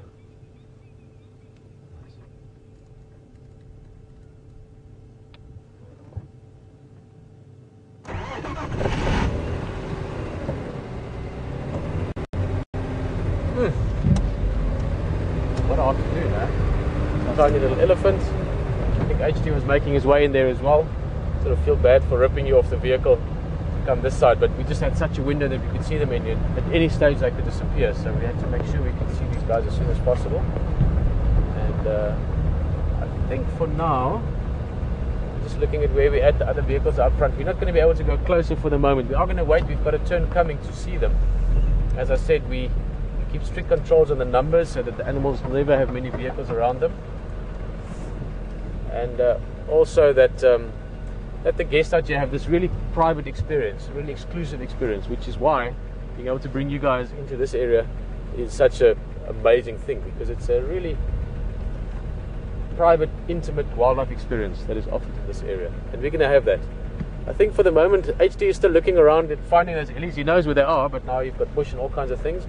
Perhaps we might go back that side. I think we'll just check with him how it's going there. We're going to have to sit here for a bit, 5-10 minutes maybe, then we should be able to get another look at those wild dogs again. But yo, how special was that? I can see lots of big smiles here as well, all over the world. Smiles, very big smiles.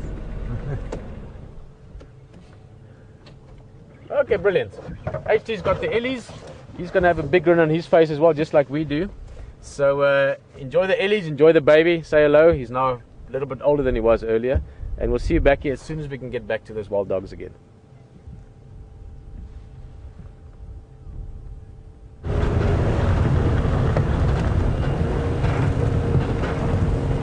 How was that? How was that? Wild dogs, hey? Fantastic. I am struggling to find these guys. They've just disappeared. They can drop down into these like little drainage lines and just disappear, even though they're the largest land mammal on the planet. I'm still going to keep looking, folks, if that's okay. I've got a beautiful waterbuck bull just here, but we're going to come back to him, and may as well just get a quick look at him. He's quite beautiful.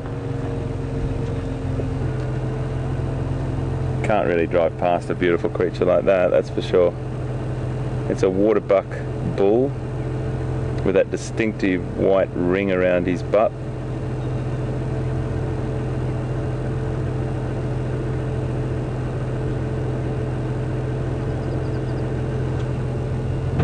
Just stand by, I've just got to move to the side, I've got a vehicle coming down.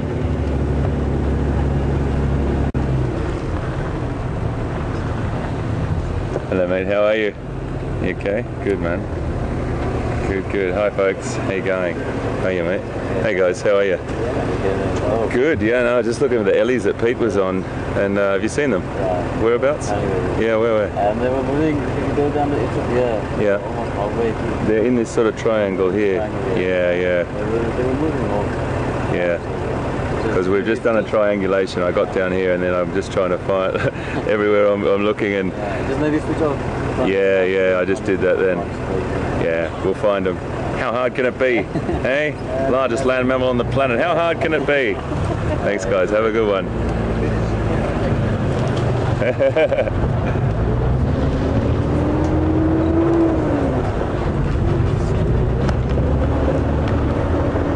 So that's the wonderful thing about working with the guides on Arathusa. They want to share everything with you as well. So they're in there. They're in there. And they're moving north. Okay. So that was the vehicle that Pete was talking about. I'm going to take that road up the other side of the airstrip there.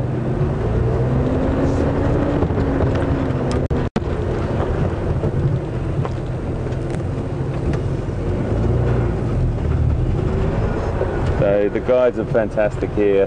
They all are incredibly helpful and knowledgeable, and they talk to us constantly, and it's just a great thing to be able to share your knowledge and your, where locations are and sightings with each other. Really fantastic bunch of guys, just super to be around. Please, come on. I want to see that little baby.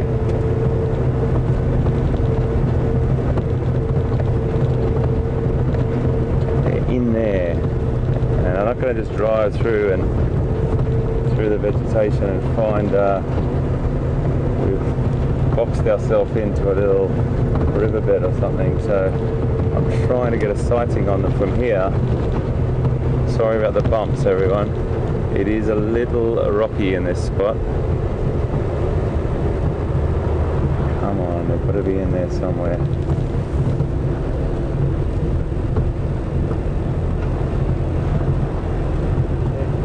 Got? Ah, well done mate. See, that's what having eyes in the sky. Liam just spotted. Right, well done. Hallelujah. You got them. Now, how am I going to get in there is the question. That is the question on everyone's lips. Let me just get a little bit of an idea of their location.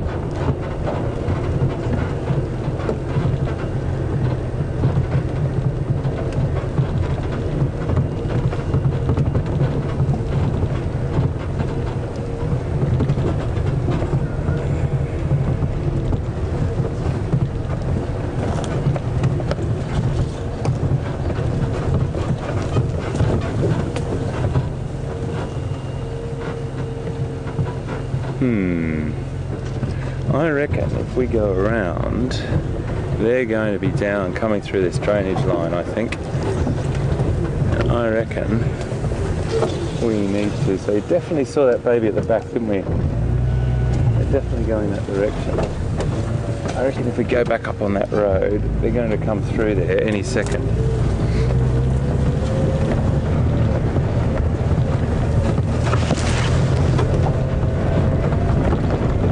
Sorry folks, little bumpy.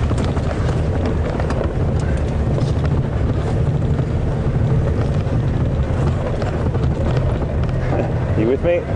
Good, thank you.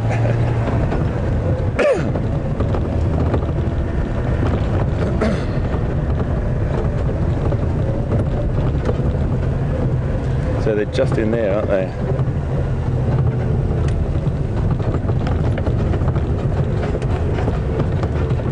Right, we're going to have to make a plan on the other side here. I don't really want to go crashing in behind them. I want to try and come around the front of them and let them walk past us if we can.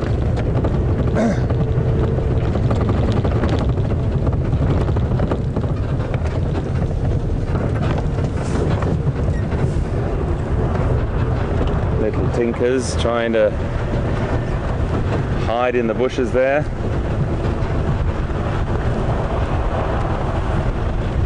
It really is that tricky.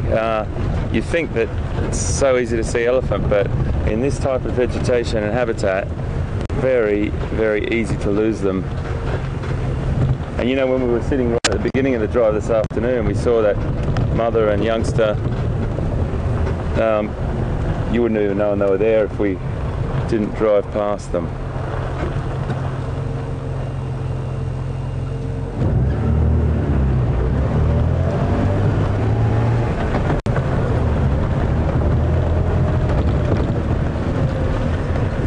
Not in the most easiest position to see.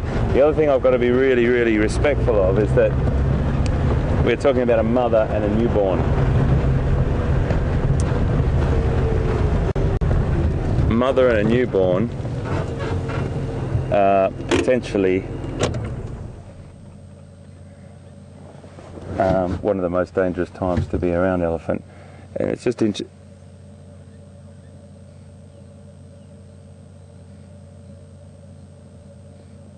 interesting to stop and listen, because you can normally hear a cracker of a branch or somewhere in here. Should we take a little drive in?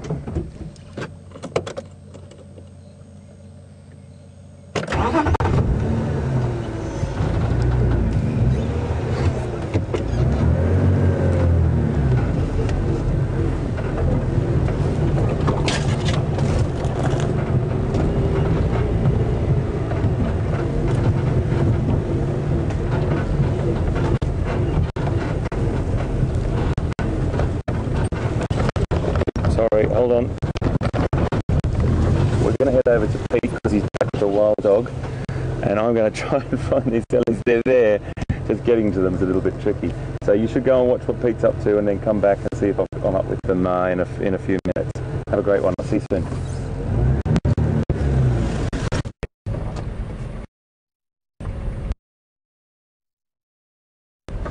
Oh, guys, welcome back on the vehicle. Very, very kindly, Andrew's made space for us. This is a very, very popular sighting, or very exciting sighting. There's some very good friends of mine who own the vehicles as well. I'll try and say hello to them later. Hello, Mr. Bernie.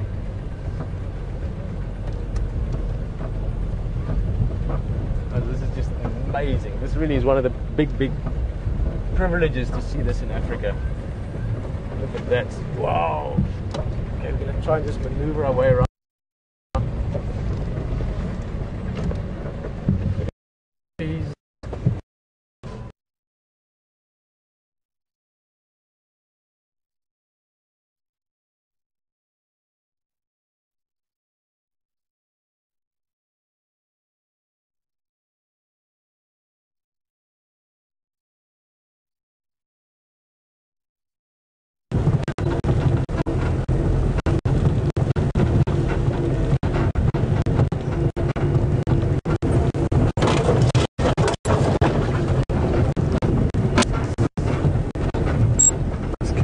See them. Can't see them.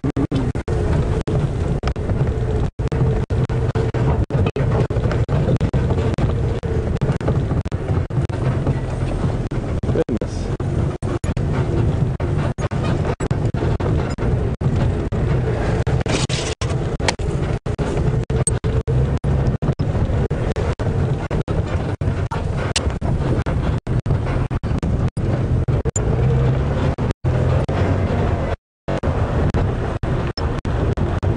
Saw that youngster, didn't he?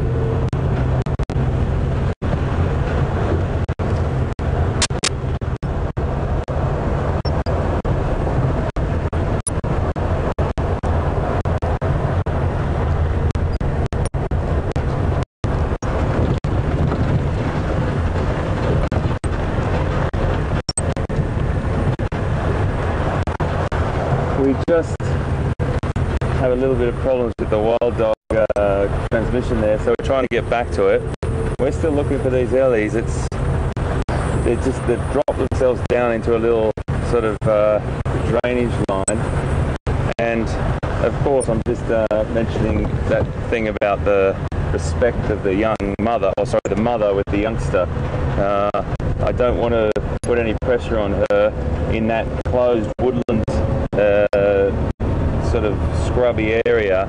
I can't see all the individuals. I don't know how many individuals are there, so I just want to be really, really careful that we don't cause any dramas for them, or for us for that matter, but mainly them. Really important that we look after her well-being, and she's a new mother.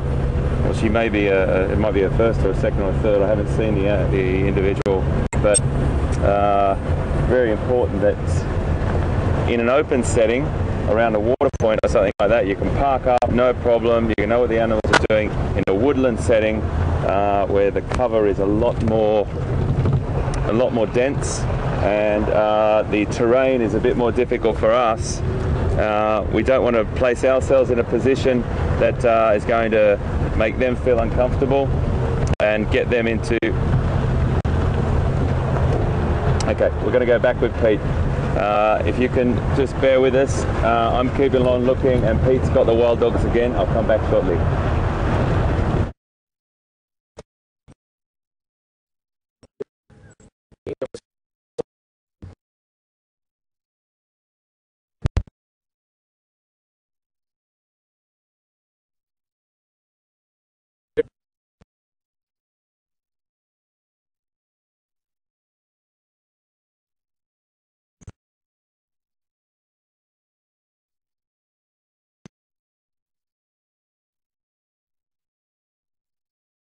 Unique and so special. African wild dogs, pups, 6 of them, playing and competing, sort of play fighting if you want, over the last remains of a kill they made earlier.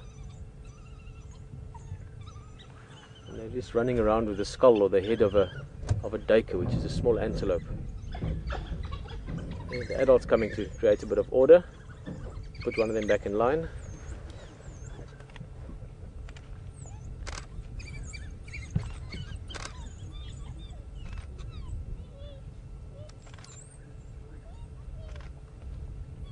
Oh, this is amazing.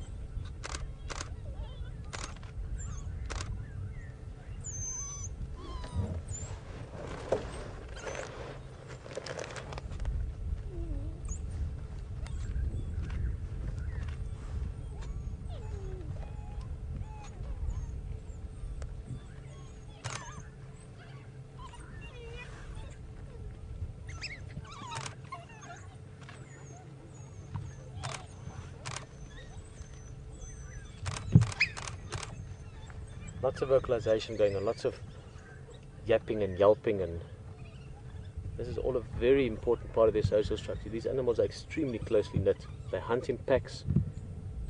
For instance, when these pups were really small, back in the den, other members of the family would have brought food back for them. They would have hunted, eaten the food, brought it back, regurgitated for the pups.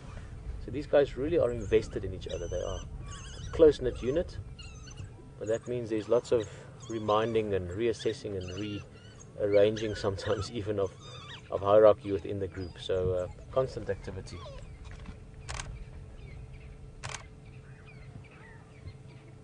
There's a bit of dominance behavior.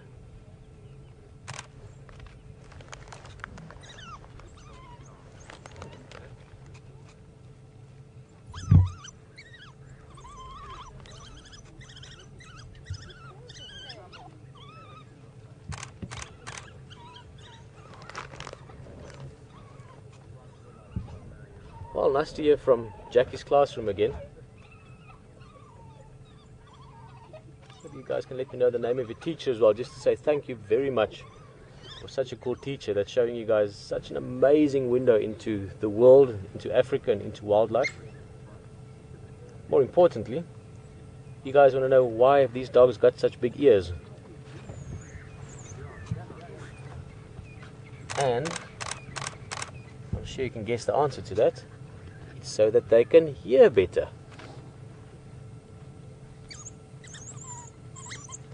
being a bit silly. Little Red Riding Hood is a good story, and there is a little bit of a wolf in the wild dogs as well.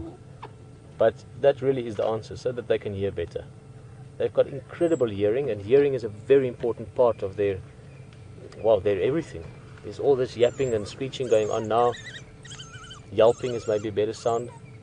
But also when they're hunting, they communicate over the whole area when they're running and hunting down the prey. They've got incredibly interesting techniques of herding animals back, running animals in big circles, and that's very important that they can then hear where the other individuals are at any stage during the hunt.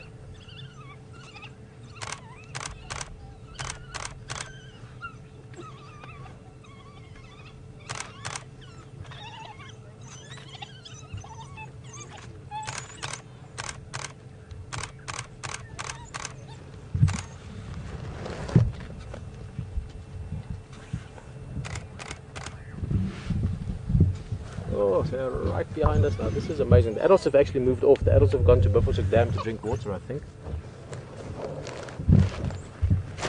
Aren't they just beautiful? Each one is individually marked, obviously. So you can get to know them from the spots, the white and the brown and the black, the beige, all the dappled markings of these guys.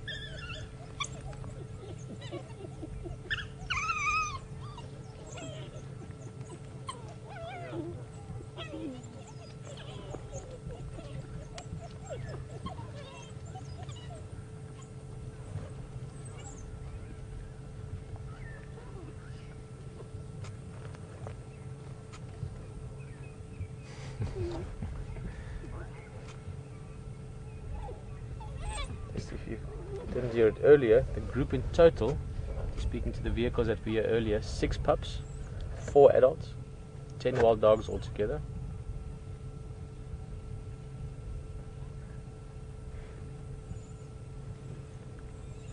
Looking at about, if I'm doing the math correctly, about 0.2% of the world's population, give or take. Right here. Live with Wild Earth in the African bush. What a pleasure to have so many of you joining us. It's been lovely getting the questions, and great to know also that there are schools allowing kids to watch this during school time, and people from everywhere enjoying this with us.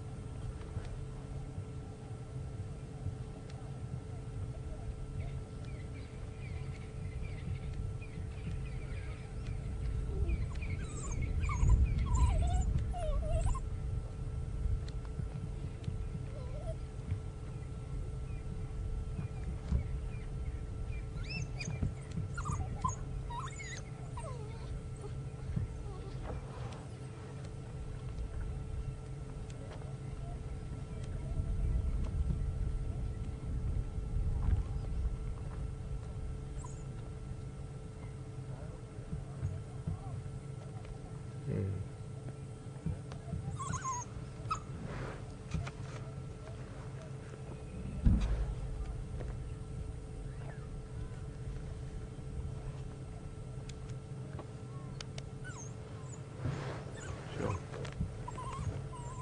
This would have to be up there with one of the best wild dog sightings I've ever had. Just sitting here looking at it. And that to give you an idea is out of about well, a lifetime going into various parts of Africa, but collectively with guiding and the early days of Wild Earth, over 10 years of doing this almost every day in areas with wild dogs. It's not like I worked in places, Landsberg had wild dogs. This area I've seen them many times. I mean, we've even had them denning here.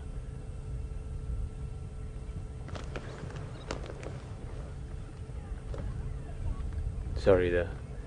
As I said, we are on the edge of where we can broadcast from, so if you couldn't hear me, I was just saying that this is probably the best wild dog sighting I've ever had, and that's in over 10 years of living and working on a daily basis in areas with wild dogs. Back in the days when I guided here at Djuma, there used to be even dens on site, so we used to see wild dogs every day. But there was just the, I don't know, the excitement and the size of these pups, the healthiness of them. To be looking at a species that is so rare to see.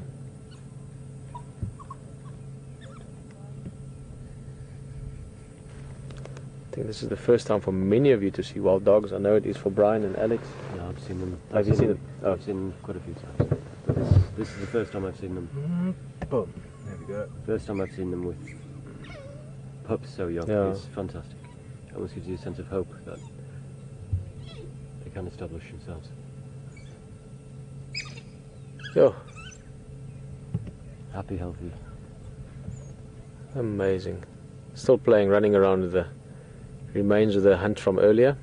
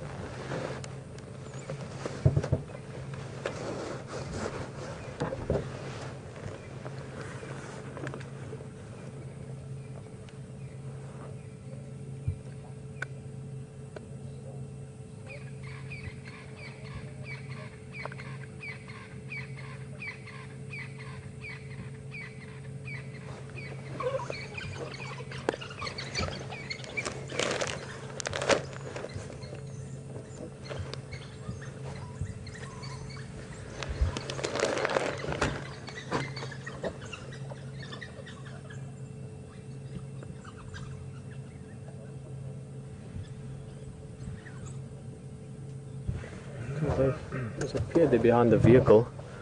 Just think we're going to need to move a little bit. Also another vehicle that wants to come have a look. I might try and take us around to Buffelshoek Dam, see where the adults went. But perhaps, I'm not sure if HT is still with those Ellies. We're going to be disappearing quite a bit. Oh. That's good news. What an afternoon. Things are happening. Elephants, wild dogs. And Hayden's got a big herd of big animals, which you're going to have a look at. Not elephants, something else. Big and many. If it's the group we saw yesterday, I think hundreds of them. So enjoy that. We're going to reposition a bit, see what we can get. And maybe see you back here. Otherwise, have a lovely time with Hayden. This has been a fantastic privilege. Enjoy.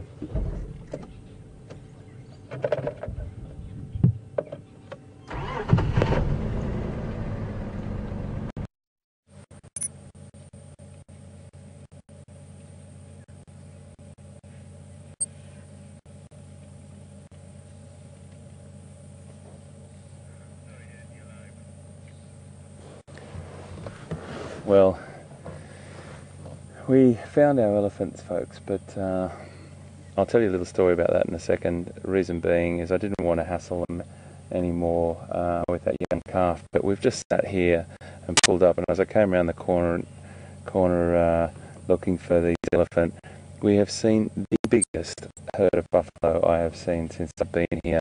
I've counted about roughly 150 so far, and it's absolutely spectacular. They're all crossing in front of us, and there's still more to come. And I can look over to the right and I can tell you there's more and more and more. This is the biggest herd of buffalo I've seen in a long time. Really spectacular. The wonderful thing, I think we talked about it this morning a little bit, but a bit more, they're all different clans that sort of group together, and herd size depends on the productivity of the landscape and the habitat. So if it's a very productive habitat, meaning lots of grass and good pastures for the native pastures, that is, for the buffalo, there will be a lot more in herd size. But if the pastures or the wild grasslands aren't as productive, they'll break up into smaller ones, so the competition's not so high. But they'll stay in these small clans and then regroup, and the same herd never is necessarily the same structure. There might be different clans, and it's the Buffalo Nation, I like to call it, and it's a really great way to think of it, that there's a constant movement of buffalo. These are non-territorial hoofed animals, herbivores, and they're just fascinating. I love them to bits. I think they're just brilliant. Lots of little calves in there too. Loads of little calves. So these ones across on the right hand side that you're looking at right now, they're all waiting to cross this wide open space. Now one would think, what's the big deal about that? Well, that wide open space is they're quite exposed to predators there. But I tell you what, you'd have to be a pretty serious predator to take on a herd this size. These are the real heavyweights of the bush. There's lots of little calves there. Great stuff, and there's still more to come. My goodness, it's got to be, goodness, it has to be over close to 300.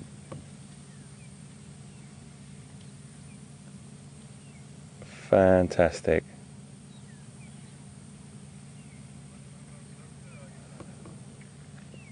I'm hesitant to move up closer just because I don't want to spook them. If I spook them, you've got about 300 animals running, crashing through the bush. So we're just going to sit here for a little bit. We'll wait till the last one's passed, because if I go up, I'm cutting off the herd and I'm actually changing the dynamics, and I don't really want to do that. I don't want those animals to go back in. They need to be in that herd structure. That's what they've chosen to do.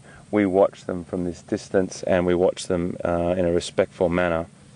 But once they do all go into the woodland, I will go up a little bit further. I'll either go that way or that way, I'm not sure, because there's a bit of a triangle here, and see if we come across them in their mass number. The last stragglers are starting to come, and they'll probably run, these ones. Have a look over here now. These last ones are probably going to run across, because they're the last ones of the herd, and they're thinking, don't leave me behind. They might not, they might walk, but sometimes the last ones get a little bit nervy and start to run.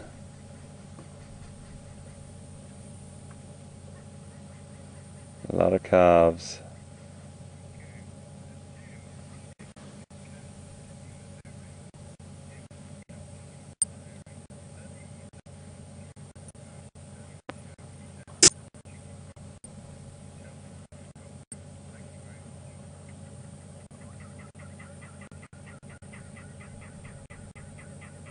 Isn't that magnificent? That is just magnificent. I just want to come back to a question we've just had, which is really the sort of things that make you realise when you do this sort of thing. It's very special to a lot of people. It's very special to me, to Pete, to the crew.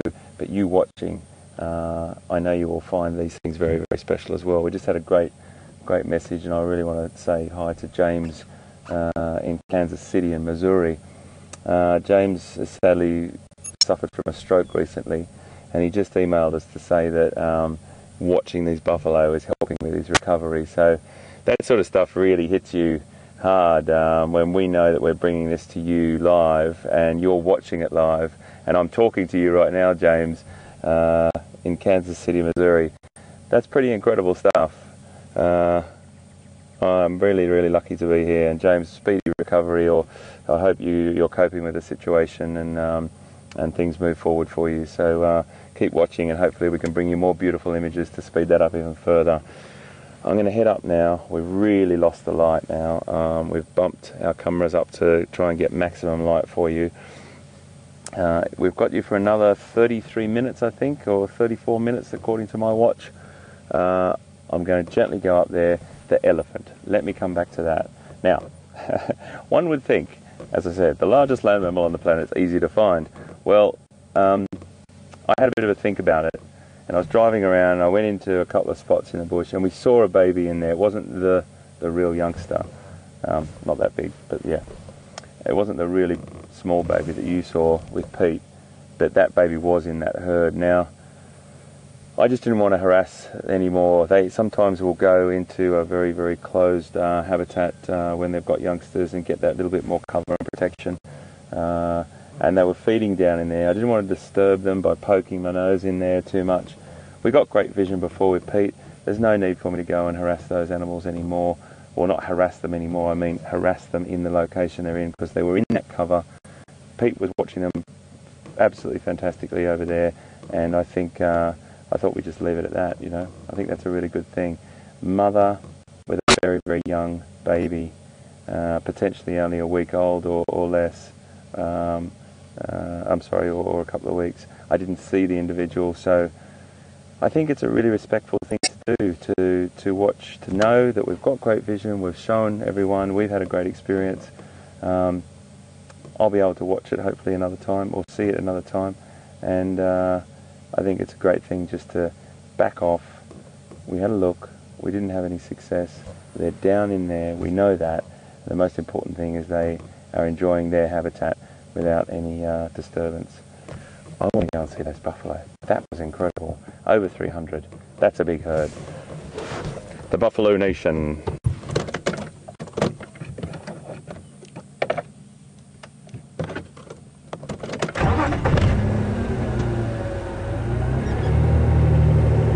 I'm going to take an educated, or I was going to say educated decision here, but I'm going to make it a guess. I'm going to turn around and take us through the other little road that I was going up and down for the elephant. And I have a hope or a feeling that those buffalo may travel along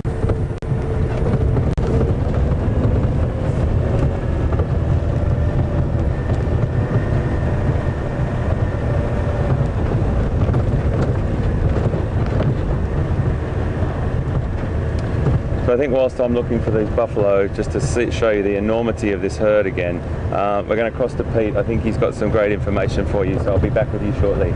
Take care, I'll see you soon.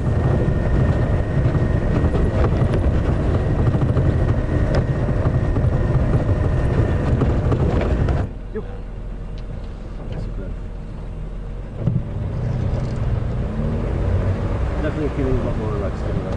That was amazing, huh? Back here, we shared a lovely time with Hayden and the buffalo. Evening is upon us. It's not dark yet, but it's close to. I'm just going to stop a little bit. We had a very, very, sometimes I don't want to use the word cool, but we had a really cool email. I mean, we can say it was a interesting email or an informative email, but we've got the information that this wild dog pack, they're known as the Investec pack, and it was confirmed also by Grant Beverly, who's in charge of or the head of the Endangered Wildlife Trust in Kruger. Now, just that aspect, that we could see them, share them with all of you from all over, and that can actually reach the people that look after things like this as well, or in this specific case, this pack, the guys that follow them, see where they're going. Keep in mind, these dogs travel massive areas. They can have, we spoke about territories and home ranges the other day.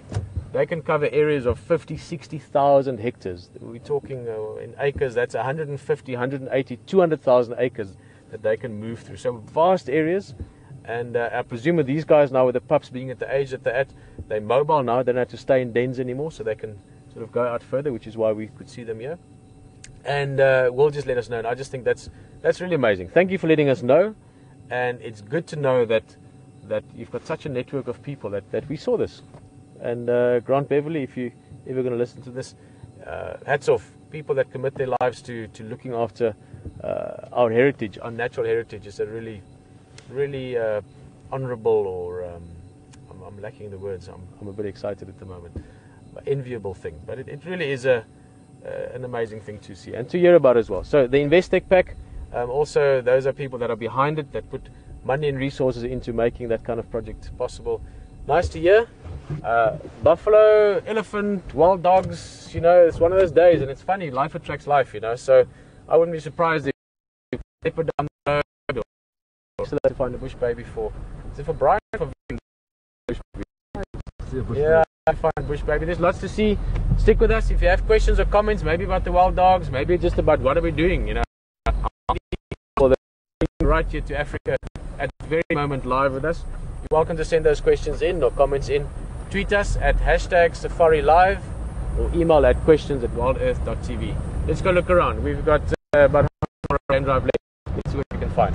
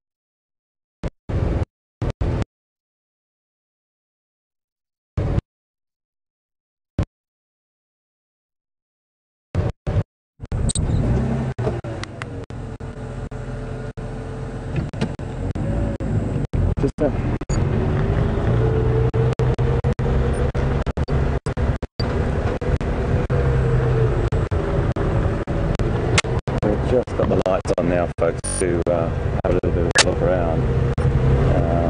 I'm going to head back over to Djuma, because I think those buffalo just ended up heading back into the woodland and staying off the road, and it's a bit hard to see them at this time of the night. So I think we're just going to head on back over towards Djuma and see if we can find any of our whiskered friends. This is a beautiful time for them. Got our little spotlight here, remembering that we do it with great code of conduct, making sure that we don't shine it right in the animal's eyes, but just using it to find the animals, and then we put a soft wash over the back of the animal, not shining it directly in their eyes.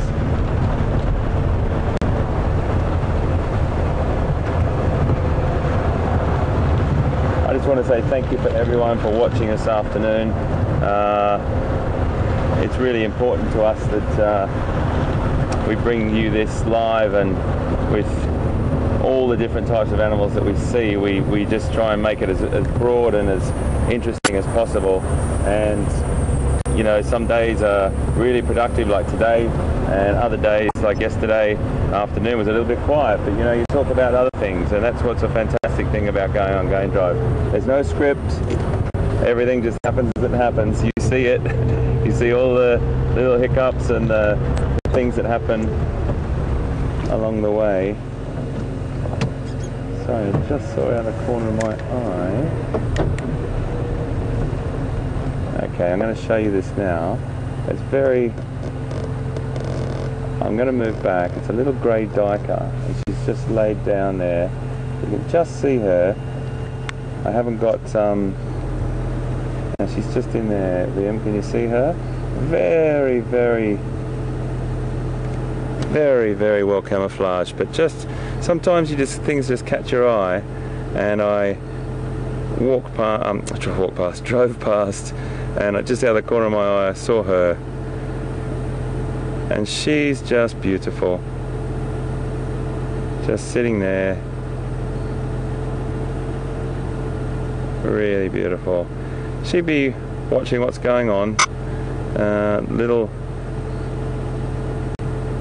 making sure that everything around her, all the scents. I'll turn this off actually, because it's important for them at this time of the night to have sure that everything around her, all the scents. I'll turn this off actually, because it's important for them at this time of the night to have good knowledge of what's going on around them, and if I've got a vehicle gurgling away behind her, she can't hear if there's any predators approaching or anything like that.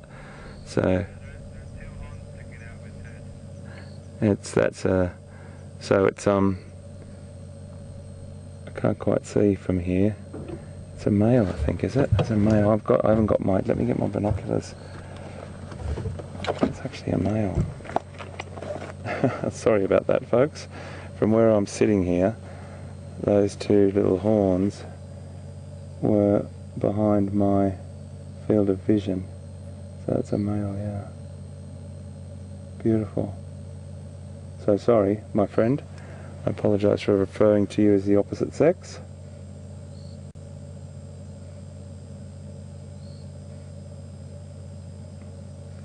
Specialist feeders, feeding on fruits and occasionally flowers, and a little bit of browse, a little bit of leaves and so on.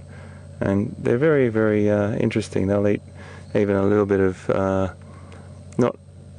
they'll eat some carrion, or they might eat a small amount of protein that they find as well, animal protein. They're very unusual duikers. They're incredibly protective over each other. And I can see the other one, I think, can I? No. I thought I could see another one. So they will let out an incredible distress call when they're in trouble, and they're so protective of each other they'll actually come to another one's aid. And maybe it was another one. I'm just looking. You keep looking at that. I'm just looking at another location here.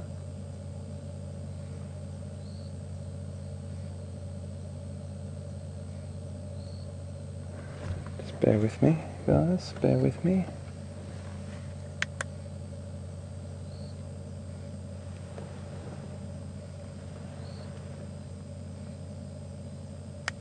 So yes, there is. Now, over further is the female sitting down. I'm going to ask Fiam just to see if you can see her eye. I haven't got a spotlight on her. I've just got a wash of the car lights on her. So now, we've got the male at the front. I'm terribly sorry. I'm sitting behind a little stick here that I can't see. If you just scan to the left, Fiam, you'll see a set of eyes. Just go. That's right there, in the middle of your screen. Zoom back. Go back forward a bit. Zoom in. Zoom in. Zoom in. Zoom in. Zoom in. Zoom in. And you'll see. Is that her just there? Bear with me, everyone. I do apologise. She might have turned her head. Just through there, just there. Can you see her? There you go. You can see an ear. See that little ear there? Very hard to see, but I don't want to put the light in her directly into her. There you go. You see those two little ears come around. So that's her partner sitting there. And yes, it'll be tense times. Every night's a tense time. You've got to have your wits about you. If you fall into the hands of a predator, that is part of the food chain, of course, but they would have all their senses on high alert. And two beautiful creatures. It's really interesting. You don't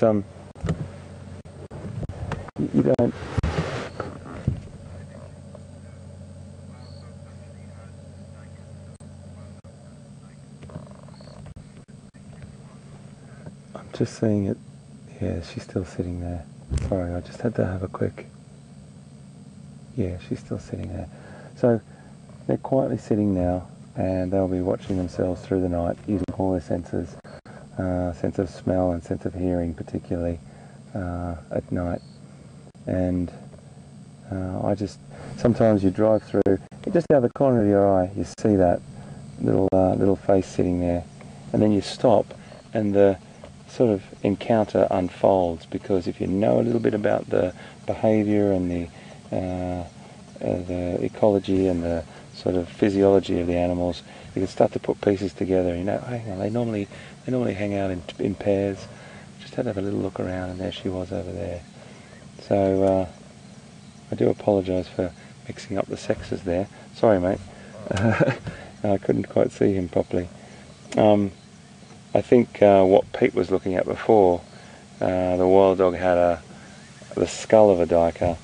So they are part of a large menu for the carnivores, but they're also a fantastic member of the hoofed animal or ungulate family, and a very specialised little feeder with a very interesting trait of that incredibly alarming distress call, which will attract other duikers to it and try and save it or get into the conflict themselves. It's quite an interesting behaviour.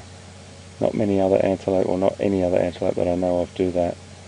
You'll get some species of hoofed animals that will protect each other, like buffalo will come in and, you know, protect a youngster, or you see it sometimes with zebra or wildebeest's calves being taken, but the majority of the time they'll be overcome by the power of the predator. And these guys will be overcome by the power of the predator as well, but they will attract their own kind to try and come and help. It's quite interesting. Well, we're going to let you guys stay where you are and hopefully have a safe night and move on, make our way back to Djuma. We've got 15 minutes to go, and we will see what we find. Anything can happen in the last 15 minutes.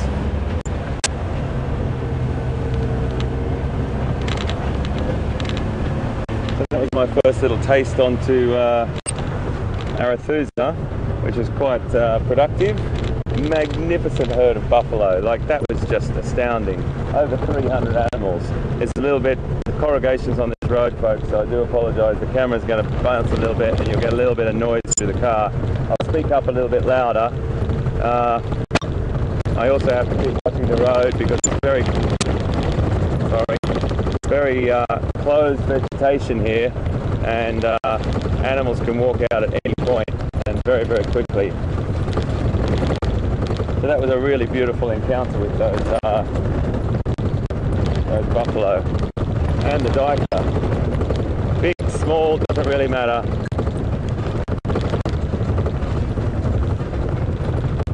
But I would love something now, a little something with whiskers. So it's really important that you know that also we don't move the camera from side to side all the time, because it makes you feel a little unnerving to watch. So I have a look for with the spotlight, and if I see anything, of course I will stop.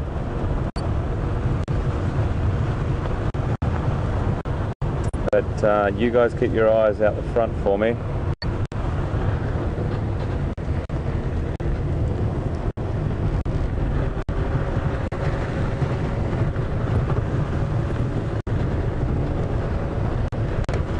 But hey, wild dog, hey, how fantastic is that?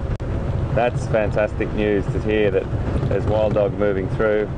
Absolutely magnificent creature, super strategic hunter, probably one of the most cooperative hunting carnivore in Africa, and the strategies and the social structure, incredibly intense social structure, very, very interesting creatures, and we always love to see them. We always love to see them.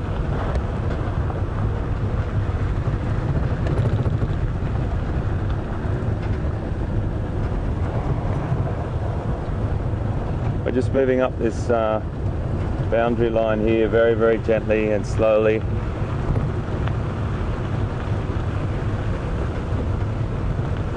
I mentioned it last night, but I can't tell you what a joy it is to be using this little handheld little spotlight that's got no lead. It's a cordless spotlight that we recharge. It's absolute pleasure. Always look down these roads. It's a nice open area to see.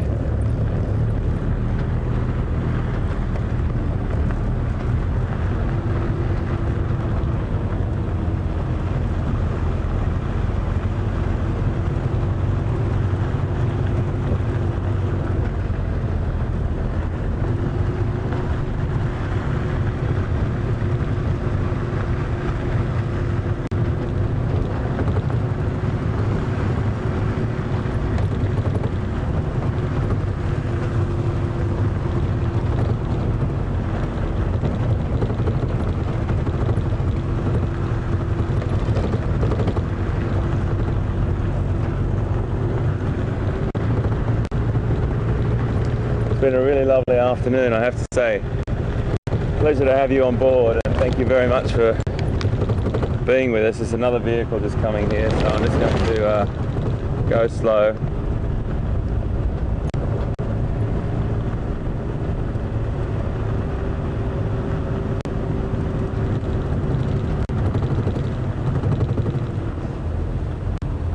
Uh-huh.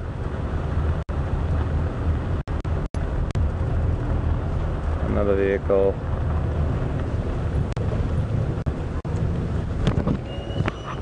Sorry mate, hey Neil, how are you mate? Sorry folks about that.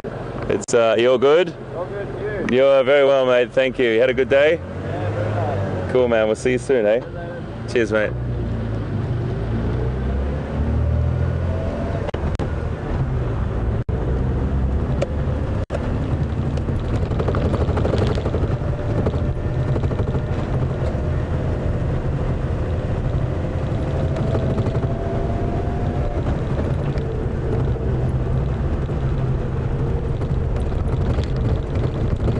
Okay folks, I think we're just going to tootle on back towards base now, and I think Pete's up at quarantine there around near our base area, so he's going to have a bit of a look around for the last sort of 10 minutes with you, and I'll probably say farewell now unless we bump into each other when we get up there. But thanks very much for being with us today. Absolutely fantastic to see you. Well, I didn't see you, but I feel like I saw you. Some of the tweets and the messages were fantastic today. Just beautiful to hear from everyone, and the classes and the kids, and James, I hope you get better soon, and just really great to have you on board folks. So if you do want to ask us any questions, it's questions@wildearth.tv, and you can tweet us at #SafariLive. We'll see you tomorrow morning. I really look forward to seeing you at 6 o'clock in the morning our time. We'll be getting everything together tonight for another safari drive live with you here on WildEarthTV and with National Geographic, and really look forward to having you on board tomorrow. Take care.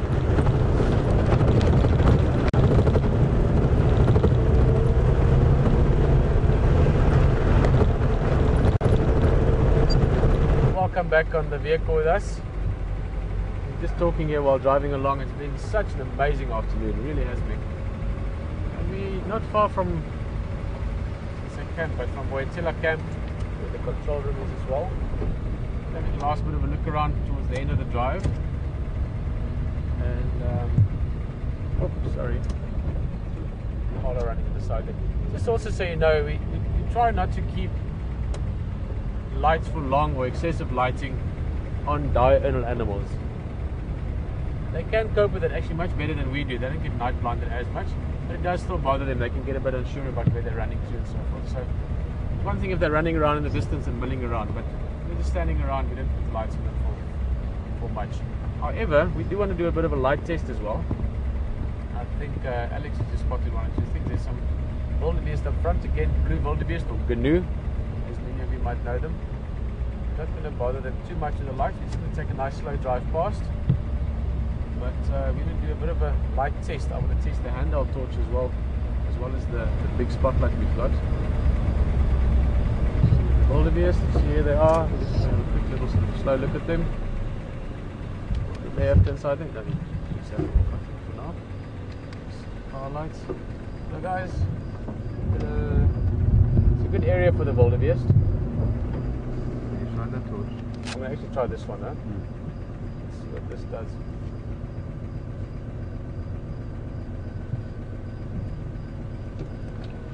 Yeah, let's leave them.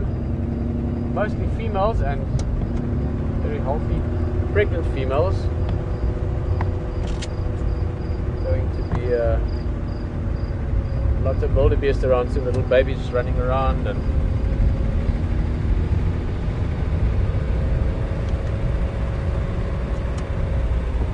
soon we'll be seeing all the bounty of summer. I believe Hayden saw the first baby impala this morning, which is actually very interesting, especially from a Sabi Sands point of view. It's an old tradition here to spot the first one. Let's have a look here. So, let's continue this way.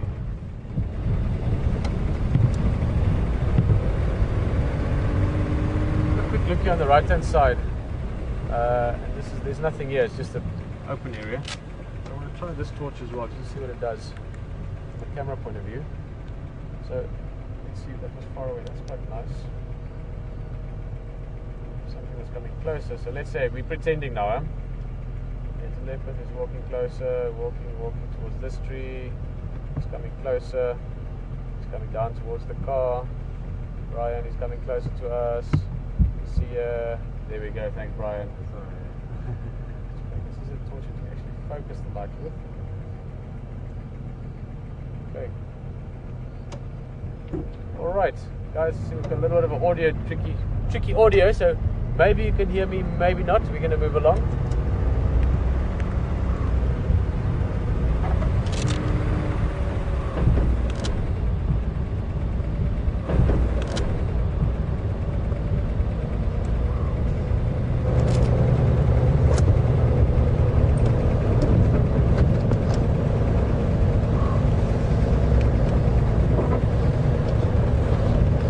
Alrighty, wow, brilliant afternoon, lots of wonderful wildlife. Also really enjoyed all the questions and the participation from all of you from all over, mainly hearing from North America and from Europe, also from South Africa today with Grant Beverly and information coming back to us regarding those wild dogs, the Investec pack.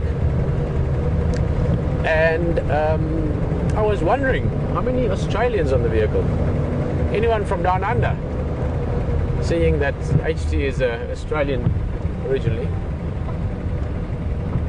For those of you from North America especially that don't know anything about things like rugby or cricket, those are sports which resembles to some extent cricket would resemble baseball, broad strokes, and rugby and American football in similar ways. There's a great camaraderie or competition or what's a good word? Come on, Rivalry? Rivalry, that's the word I'm looking for. Thanks, Alex. Between Australia and South Africa and England, for that matter. New Zealand also playing a role there in these sports. So I like teasing Australians a little bit, but it's all in good fun. We're very similar type of people. Anyway, I'm just rambling on. Taking a little drive. How much time? We've got about 7-8 minutes left of the drive. I'm going to take a drive down to Philemon's Dip, and I'm actually going to turn around and come back across quarantine. This time of night, this is often a productive area for leopards, so you can check it. And trust me, this has happened to me many times over the years. When I was guiding, you drive a road, see nothing.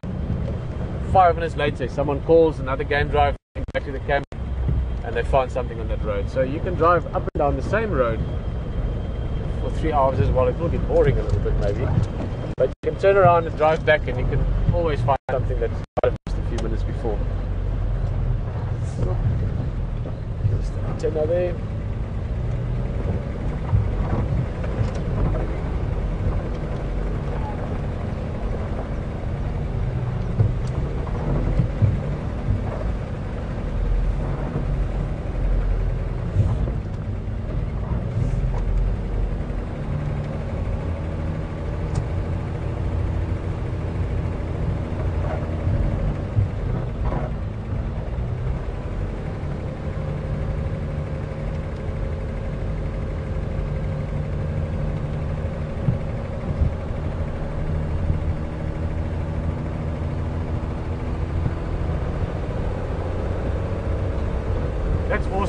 you very much, Will.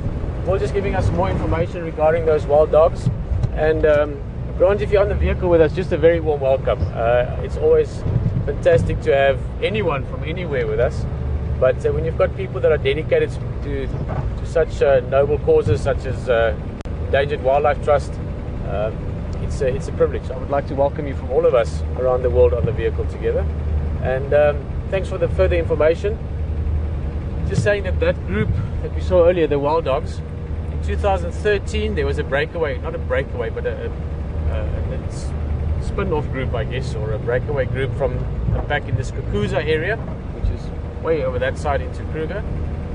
Dispersal, thank you very much, Will. That's the word I was looking for. And they dispersed in 2013, 2014 it happened again, so dispersed again into another group, and that's the group we saw today in the Investor group. They were all there, 4 adults, and then 6 pups that we could see. So obviously very successful family group, if you want. Again, like with the leopard that we talk about often, obviously animal species have certain traits and certain things in common, how their social structures work and so forth, but there's also the benefit of learned knowledge. What I mean with that is that one leopard can pass on knowledge of her area and maybe some of the habits that she has, how to keep a cub safe, to the next leopard. You can have female leopards that are very good at raising young and others that are not so good. And you can have wild dogs that are very good at raising the young and others that are maybe not so good. And that's just a little bit of sort of knowledge passed on one generation to the next. It sounds to me like these guys are exceptional at not only breeding, but at raising the young and then growing the numbers. And that's what you want. When you're looking at endangered species, they are endangered because of numbers or lack of numbers. And wild dogs at one stage were as few as 5,000, actually, but less than that even. I don't actually, maybe Grant, if you can help me out with the latest sort of count for wild dogs in the wild. I would guess maybe, I'm hoping it's gone up a little bit. But wild dogs can breed in a very prolific manner. They can have a lot of pups. I've seen litters, I'm trying to think, I don't want to lie, but 24, 25 pups in a group sometime. So yeah, they actually have the chance of recovery if they're successful like these guys have been, and we're going to hopefully see lots of them in future as well. Their home is now in the northern Sabi Sands. That was a lovely chat. We're almost at the end of the drive, so to everyone, to the school in Illinois that joined us, to all of you from everywhere else, to Grant and the wild dogs, and to everyone on the vehicle. Alex, on the vehicle, guys, you will see more of Alex in future as well. Thank you. And Brian behind the camera, Will, HT, VM, from all of us here. It's been a lovely time and truly enjoyed it. Tomorrow morning we're heading out there again at 6 o'clock our time. That's 11 a.m. Eastern time, and again tomorrow afternoon as well. So do join us. Keep in mind this is live, anything can happen at any minute, and you can also chat to us. Thank you so much for that today. It's been a lot of fun. We're going to just sort of drive off into the sun that is already set and enjoy the rest of your day wherever you are. See you back here in Africa again with Wild Earth tomorrow. Cheers.